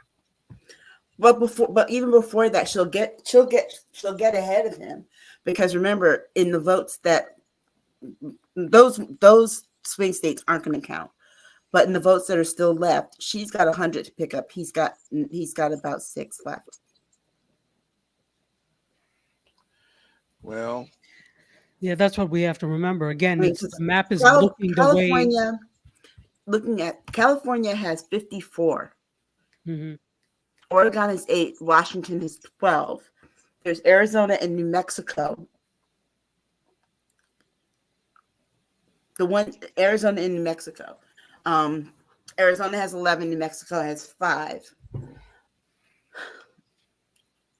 okay, some more. Okay, Samantha says, I feel we need to encourage more young adults to vote. I've heard so many young adults being undecided or didn't think their vote matters. She also says we definitely need to start encouraging young adults in Canada to vote for upcoming elections. Cinema Canella says, is BBC reporting live the elections by chance? They probably are. And then she also says, Aisha is hopeful. She is. Well, I'm not just hopeful. I'm looking at the maps from I'm comparing maps over time, but also in real time, I'm comparing the reporting of numbers between 2016, 2020, and now, and when those things were reported over time. And so we're on par with where we were in 2020 and 2016. The only difference is that looking at the 2016 map that I'm looking at now, there are states that he carried that Hillary Clinton did not get. That they called for him early. So they called North Carolina and Georgia for him that night. They haven't called that yet. That's how he beat Hillary Clinton. He won North Carolina and Georgia, decided that night, as well as Michigan, Pennsylvania, and Wisconsin. So for everyone, because the thing is that for everybody, it feels like, oh my God, this feels like this familiar, this feels like the Hillary Clinton night. But in order for him to win, let me get back to that again. He won 304 electoral votes, but he won all the swing states except, he won all the swing states that are up now except for Nevada. That is the only way that he won. He got Wisconsin, Michigan, Pennsylvania. He got North Carolina, Georgia, and Arizona. So those are all the states right now that he's ahead in right now. Those are all the states that he's ahead in right now. But looking to at 2020, at this time in 2020, he was also ahead in those states too. And he didn't win any of them. It's a long night and a long week. Right. It's all good. It's It's not over yet. No, remember it's that not. remember that tale of I don't know how to say how you say it in English. The hare and the turtle. The Yeah, tortoise. the tortoise and the hare. Yeah. There you go. So 5 minutes ago, CNN report, the 45 campaign is feeling increasingly optimistic. People inside 45's campaign are feeling increasingly optimistic as the initial numbers roll in Tuesday night. That optimism is being boosted by results in Virginia and Iowa, which appeared to prove wrong a polls that sent a shockwave through the campaign Saturday night. 45's convention center is cheering loudly with every call in his favor, and several party goers from Mar-a-Lago event in Florida are starting to filter in. It remains to be seen if and when 45 will come over. So 45 campaign is growing in optimism that they're going to win this event. Well, isn't that how they felt last time too? It is. It is. But you know, it's despicable. This time, though, last time he's always been a felon in nature, but this time he's actually a felon. Is that something to be proud of? That is absolutely despicable. First of all, the fact that a felon got the nomination for the party, that's despicable. But that just shows your low moral character. Mm-hmm. Okay. They are morally bankrupt. Casu says, I'd rather the long night and right than rushed and wrong. Exactly. Yeah, right. April says, speaking of Minnesota, rest in peace. Purple. Rest in purple. Tika Nelson. Yeah, I heard about that. Rest. Yeah. So Cinnamon says, what, Tika died? When? How? She was only 65, from what I understand. Yeah, pretty young. It sounds like from all reports that she might have been ill. Mm.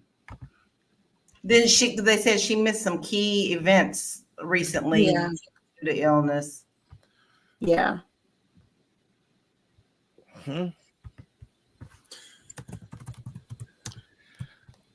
So we're coming to the top of the fourth hour. Family, how much longer you want to go? I know. Yeah. So you turn it in. Yeah.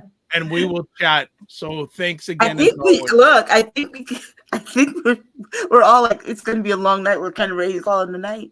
Yeah, I think we can, and I guess reconvene. I don't think we're gonna get there tonight. I don't think so either. So, but I said that from the beginning. I believe, and I know I could be wrong, but I believe by the time I wake up tomorrow morning, 45 will be 47. I don't think we'll know till Friday. I just think Ms. Harris has too far to come. Like, again, again, she's got to win these states. She doesn't win all of these states. But I don't think those would be counted. That's what I'm saying is I don't think we'll have results for any of those tonight because they know how important they are. She's going to catch up by about 1 o'clock this morning. She's going to catch up because, you know, that 54 vote count brings her up far enough. Well, like between that and all these other smaller states, he doesn't have, put it this way, without the swing states being counted tonight, he doesn't have the path to win any more votes tonight. But I will say he is leading in the swing states. That's the thing. Right? He is winning in the swing states. So this is the he's thing. Leading. And it depends again on how much of the percentage of the vote is already counted. Right. And it also depends on how much of their early vote was counted. Remember, because if we're hearing some of these states might be reporting, yes, we have 80% of the vote counted. Well, is that 80% of election night or 80% total? How different people say that is differently. But which state was it? Pennsylvania has to report by midnight. Or what state was that I said had to report? Was it Pennsylvania or Michigan? One of them has to report by midnight how much of the vote they have left to count. How many votes. So that will tell you what that is. I mean, Pennsylvania, looking at this map right here, they have a lot in Philadelphia to count. Okay, so interesting. Okay, so now things have gotten interesting because AP is now just giving California to Ms. Harris. So now, so now it's 214 to 179. Yeah. So but that's what we've been saying all night. We don't even know. Everything is not counted yet. All of the zones, all of our crazy zones in America have not even reported. Yeah, this is going to be. The unfortunate thing is that it's not so cut and dry. In other countries, it's like, okay, this is how many people voted for this candidate, and this is how many people voted for this candidate, and it's done. Here, there are all sorts of, really what's going to count. And because the problem is it's a national election, but it's really not. It's per state. Right. So there's no other place that I know of where the states are so important and determine so much of everything in a national election. Right. So American exceptionalism. The other misunderstanding, I think the other misunderstanding that people have is that, again, even though there's a federal race at the top of the ticket, the states still oversee that election. So the rules in terms of how those votes are counted, when they're counted, are done by the states. So like I said, my state counted early vote on voting day at 6 a.m. Some of these other places didn't start counting their early vote until the poll place closed at 8 or 9 o'clock. So they're saying this in the chat. She's got Washington, California, and Colorado. Yeah. So AP is about to update that, which is what we said was going to happen. Well, okay. So Castu says, I don't think they would want that man to have too much more room to act up. Just my thought too. He is a complete orangutan when it comes to action. Orangutan. He's about to fall. He is about to look. He's about to fall apart in about, let's see, when Nevada and Oregon and New Mexico come in, he's going to fall apart. Okay, so just to catch up, Cinema Canela says, I'm going night. Thank you so much. So you guys, Thank you for joining us. Thanks for hanging so long with us. Absolutely. She says, yes, 45 will be 47. Sadly, seems like this country is not ready for a woman president. Night. Casalou says, we can't leave on that note, Dr. Vibe. LOL. Samantha says, you can see which cities voted for who. Casalou says, positive vibes. And then we just heard she won Colorado And then so it says Washington and Cali, sorry. And Jen says she's got Washington too. Samantha goes, orangutan, help me, laugh emoji. What Dr. Tachi said. Oh my. Yeah, I'm past being nice and not calling people out of their names. Whatever they act like is exactly what I'm going to say. This is part of the problem. We're all so busy trying to be turn the other cheekish while the other side calls us, for bloody filth. I'm tired of that. Yeah. Orangutan it is.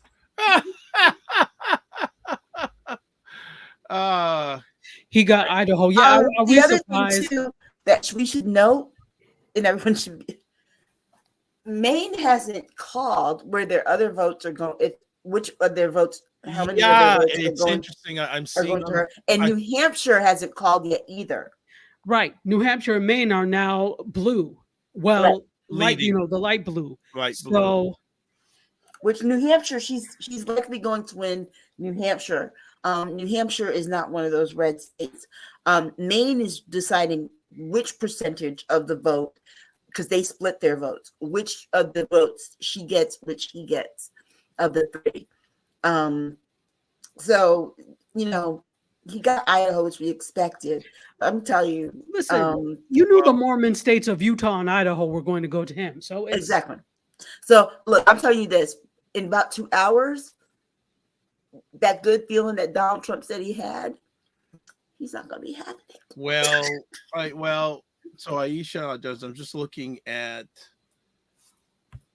Pennsylvania to me is a key one right now. Yeah, let me just see because I'm going on right now. Pennsylvania 71% of the votes counted, 51%. Ms. Harris 47.9%. So FYI, CNN has it 145 Harris, 211 Trump, with consideration to the fact that it is estimated that Trump is reaching his expected limit, and then after everything is head or tail. Meanwhile, Harris still has, I think, California, aka 54. Well, California. Well, the AP site has already counted, given her California, given her Washington. So right now they have 214 for 45. Miss Harris 179. Oh, okay. Well, I mean, you look at AP, you look at CBS, you look at CNN. It's also different. Yep. Yeah. Hawaii would be counted at midnight, and Alaska at 1. So Samantha says, "Do you know that show Annoying Orange? I don't know why they didn't cast him on the show." I remember Annoying Orange. Jen Myers says, "I see a count of 193 and 216." You see this? Yeah. You see what I'm talking about? It's all lack of agreement. Yeah. There's no, to be honest, there's no reason that something that is supposed to be accurate should be this off. There really is. Where are they getting the information from? And I'm not saying that they're intentionally doing this. It's just that there's no system. It feels like to do. Well, who says it's 179? Who told you that? Where are you getting this from? And why do you think it's 119? So there's not agreement, and there needs to be a better system to do this. And I've always felt this way. First of all, back to when I was in grade school, we were like, the Electoral College is stupid. We've always thought that. And we know, obviously, that this whole thing is a legacy of slavery. The reason that the Electoral College exists, even though they taught us, they wanted to make sure that the large states with smaller populations didn't know. They were trying to count the slaves amongst their population. So that's where this whole Electoral College thing came from. So I think there needs to be a better system. It has not shifted or changed very much since the inception of this country. Yeah. Put it this way. You're on mute, Lala. Sorry. The problem is and we say this every time. I've always been like, why aren't we fighting to change this? It always comes up when we are at this point, and then people get upset and then they put it down again. It's been amazing to me how many people are not fighting to change that whole electoral college thing, because it makes no sense. It's outdated and it doesn't serve us. Right. Because as long as your candidate wins, whatever side it is, you don't care when your candidate wins. You only Yeah. start to care when it's a problem for you. And that's on both sides. Right. And it's like, I'm looking at this right now. Like, for example, Arizona, they're saying that he's leading in Arizona, but it's like by 0.2%. They're both That's a literally margin of error. That's not right. it. They're That's both literally at 49%. And wait, it's 3,000 votes different. That's not enough. Exactly. Exactly. April Watson is saying, per MSNBC, a lot of delays because of explosive threats. A Yep, bomb bomb threat. threat.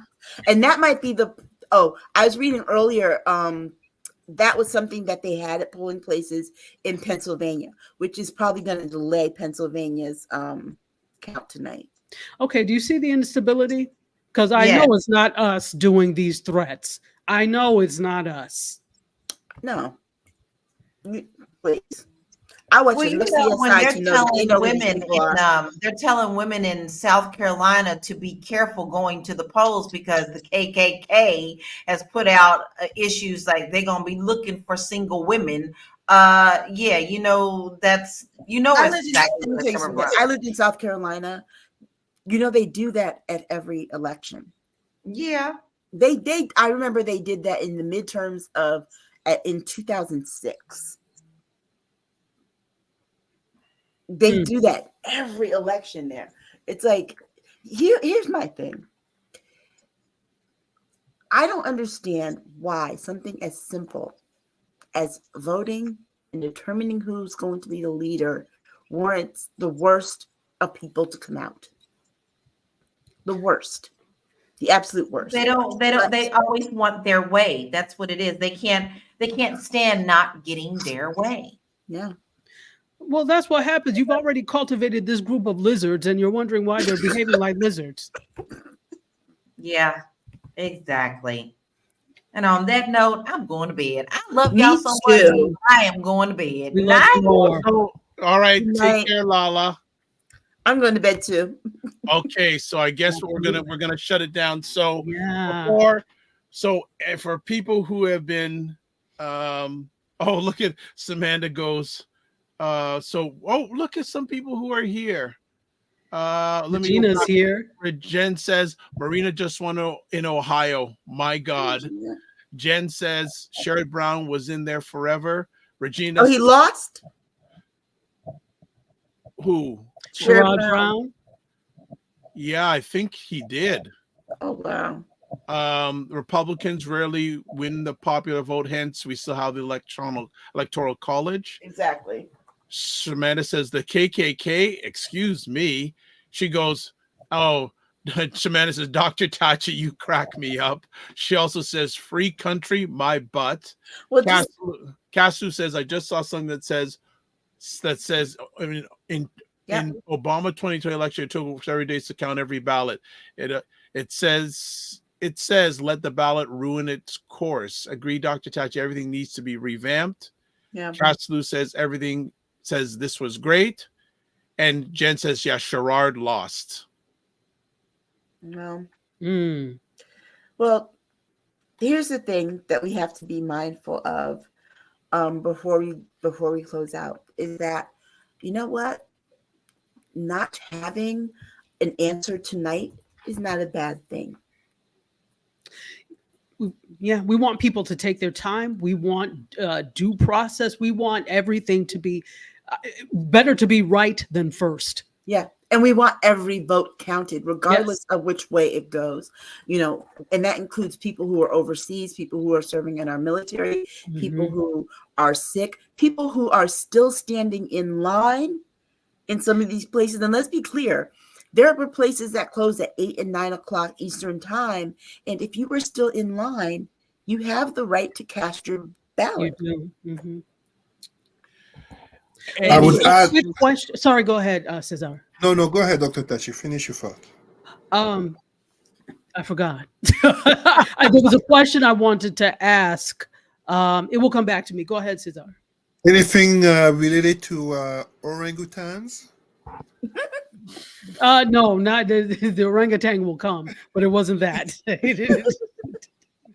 No, I was going to add to the fact that we have to, I mean, election night in America is like an entertainment show. Like, you know, I often tell people my number one show is called politics. You know, you know, when I go to work, I listen to MSNBC on Sirius. Then at 8 a.m., I stop to listen to Canadian news for like 15 minutes. And depending if there's a good documentary, lunchtime, I listen to French news. Or if I wake up at 6 a.m., I listen to French news. And then when I go to the gym at night, I listen to CNN, A.B. Phillip, because I want to support his sister, you know? And this campaign ends, whether it ends tomorrow morning or it ends over the weekend, and right away, it's the campaign for the midterms. You see what I mean?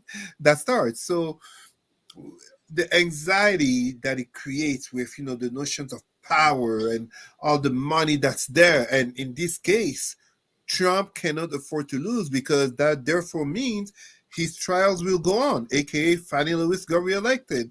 He gets sentenced in 2 weeks. Yeah, but the sentencing will have no value if he wins, because even if he's sentenced to, like, let's say 3 months in jail time, he goes in and out. And truly, American politicians, starting with Republicans, are scared of his MAGA base. Literally, Trump has instituted a lawlessness as a norm, starting with his own behavior and extended to the fear.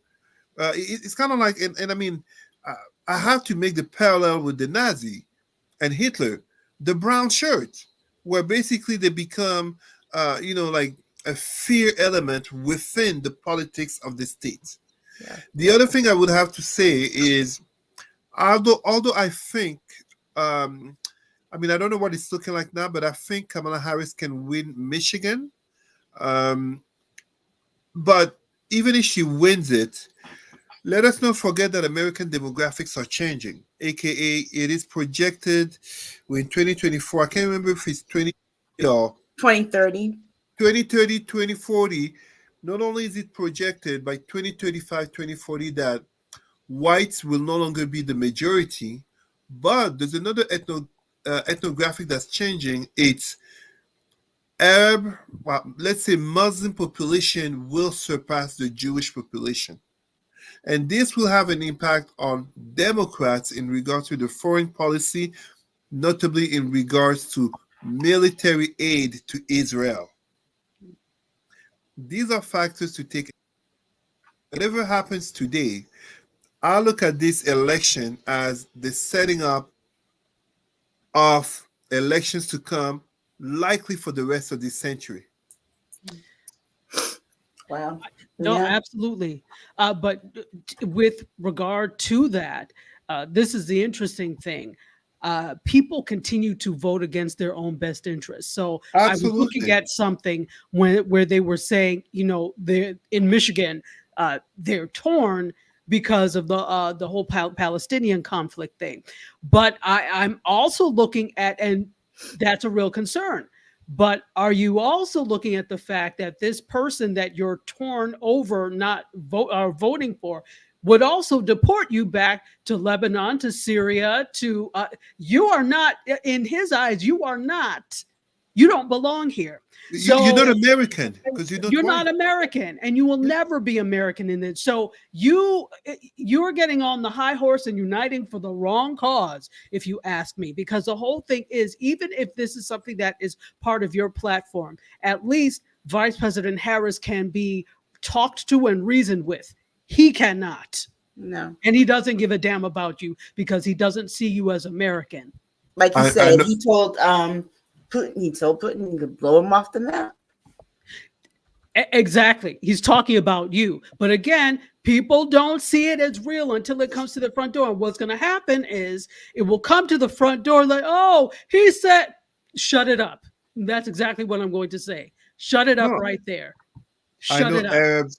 Arabs will support Trump, and I'm like, it's kind of mind baffling because you think people being educated and should pay more attention, but it's that rule about politics. It's more emotional than rational. Let's face it, 2016, white women voting for Trump despite the Access Hollywood tape, Yeah. which normally would have been enough to end the career of most politicians, and yet the huge number of white women were still voted for the man. So it really speaks to us to, like I was saying, imagine if I'm a Pan-Africanist trying to explain to you that I'm voting for David Duke. Mhm. For me, that's the way that I look at it. Absolutely. I think we also have to realize that the oppressor always has collaborators amongst the oppressed. Ah, Yeah. well said. Well said. All right. So on that note, I think we will close it down. Samantha says, I'm heading to bed. I got to rest up. So glad I got to tune in this evening. Everyone have a good night. Go Harris. Jen says Kamala won Maine. And now she says 45 has won North Carolina. Yes, I see that. Who called that for him? I see that on AP that he's won North Carolina. So it's not looking good for Miss Harris. She's But not North Carolina wasn't a swing state. true. It was a hopeful, but it wasn't a swing state. Yeah, that was. But that just makes the even more. Those 4 states: Minnesota, Wisconsin, Michigan. She's leading it. She is leading in Michigan, but in Pennsylvania, I think she's ahead in Wisconsin and Minnesota. It's because I'm just taking a look right now in Pennsylvania. He's ahead 51.1% versus Ms. Harris 47.9%. And how much of the vote has been counted? 76% of the votes counted. So it's getting, and the majority of the state has gone red, except for Philadelphia. Basically, Philadelphia, Harrisburg, and You're not going to get that count tonight. All right. You're not going to get Philadelphia tonight. But the one thing you can say about between her and Biden is that she basically got what Biden got in North Carolina. All right. So for those who are left, Aisha, thank you so much. Dr. Tachi, thank you so much. Cesar, thank you so much. Who knows? We may have to come back on before the end of the week and give some synopsis. Or Good idea. Or either that, or see how many of you are available on Saturday to join Aisha and Lala for Primetime Saturday. That's a good idea. Yeah. So let's just put it out there. We're gonna get those who can make it. I know Aisha and Lala are always there, anyways. But if you're available Saturday evening at 7 p.m., we'll do, if it's finally settled, a post-mortem. Yeah. All right. So thank you. Night all. Good night. Good night, everybody. Let me just do it here. Thank you, Cesar. There we go. All right, family. So that is like almost 4.5 hours of us sharing. Thank you. If you caught some of it or even most of it live, it's appreciated, not taken for granted. Just to end off, as always, subscribe to the Dr. Vibe Show on YouTube and hit the notification button. Like the Dr. Vibe Show on Facebook, LinkedIn, and Instagram to advertise your business, product, or service on any of the platforms I'm a part of. Email me, dr.vibe@thedrvibeshow.com. And if you want to contact me, website, the drvibeshow.com, YouTube, Facebook, and LinkedIn, the drvibeshow, Instagram at the drvibeshow, X/Twitter or X at drvibeshow, and email dr.vibe@thedrvibeshow.com. I think what else do we want to put up here? I just want to do one other thing. Let me see if I can pull it up. That you can watch replays of the Dr. Vibe Show at the Dr. Vibe Show YouTube, Facebook, and LinkedIn, and the Dr. Vibe Show website, the drvibeshow.com. All right, so keep a watch. Actually, it's one AP is now showing 230 for 45 and 187 for Harris. But again, those 4 states are going to make or break Miss Harris's presidential campaign: Pennsylvania, Michigan, Wisconsin, and Minnesota. And I see here's a comment. Kasu says, thank you, appreciate it. Thank you. So I would say follow me, but it looks like on Saturday we'll have most of the people that you saw tonight giving, maybe everything will be decided. Pardon me, I'm tired. By Saturday.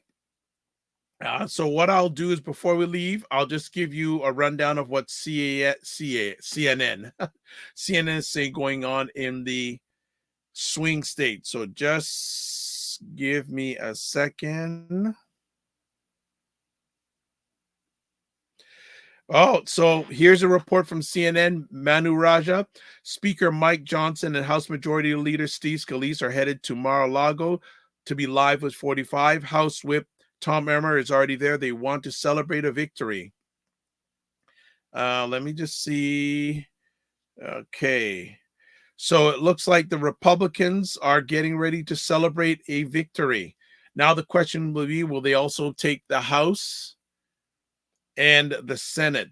But it looks like the Republicans are looking like they have got this in the bag tonight. So I just want to see if I can just read you what's going on in the swing states right now.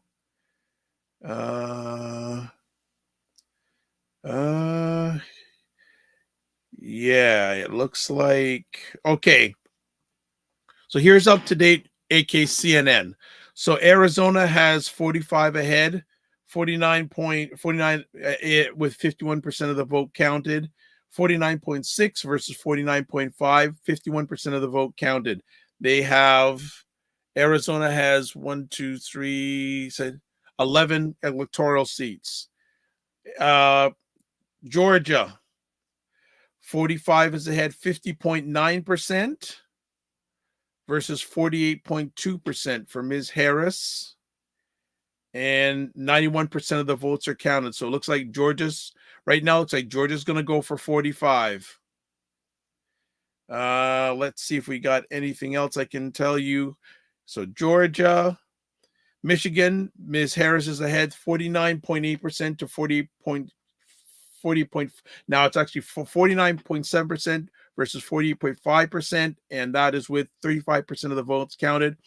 Pennsylvania, 45 is ahead, 50.6% versus 47.9% with 87%. No, that's North Carolina with 87% of the votes counted. Pennsylvania, the big one, 45 is ahead, 51.1% versus Kamala Harris, 47.8%, 77% of the vote counted. So I believe in the next few days that 45 will be 47. So as always, we ended off with this. Live your life as a dream. If you can dream it, you can make it. Sometimes you have to get smaller to get stronger. Block assumptions and aim bigger, aim better, aim higher and wider. Love, faith, and respect. And remember, don't just manage your time, manage your energy. And remember to give yourself grace. God bless. Peace to you all. Keep the faith. And thanks for hanging in. It was a great conversation. Be well and keep the faith.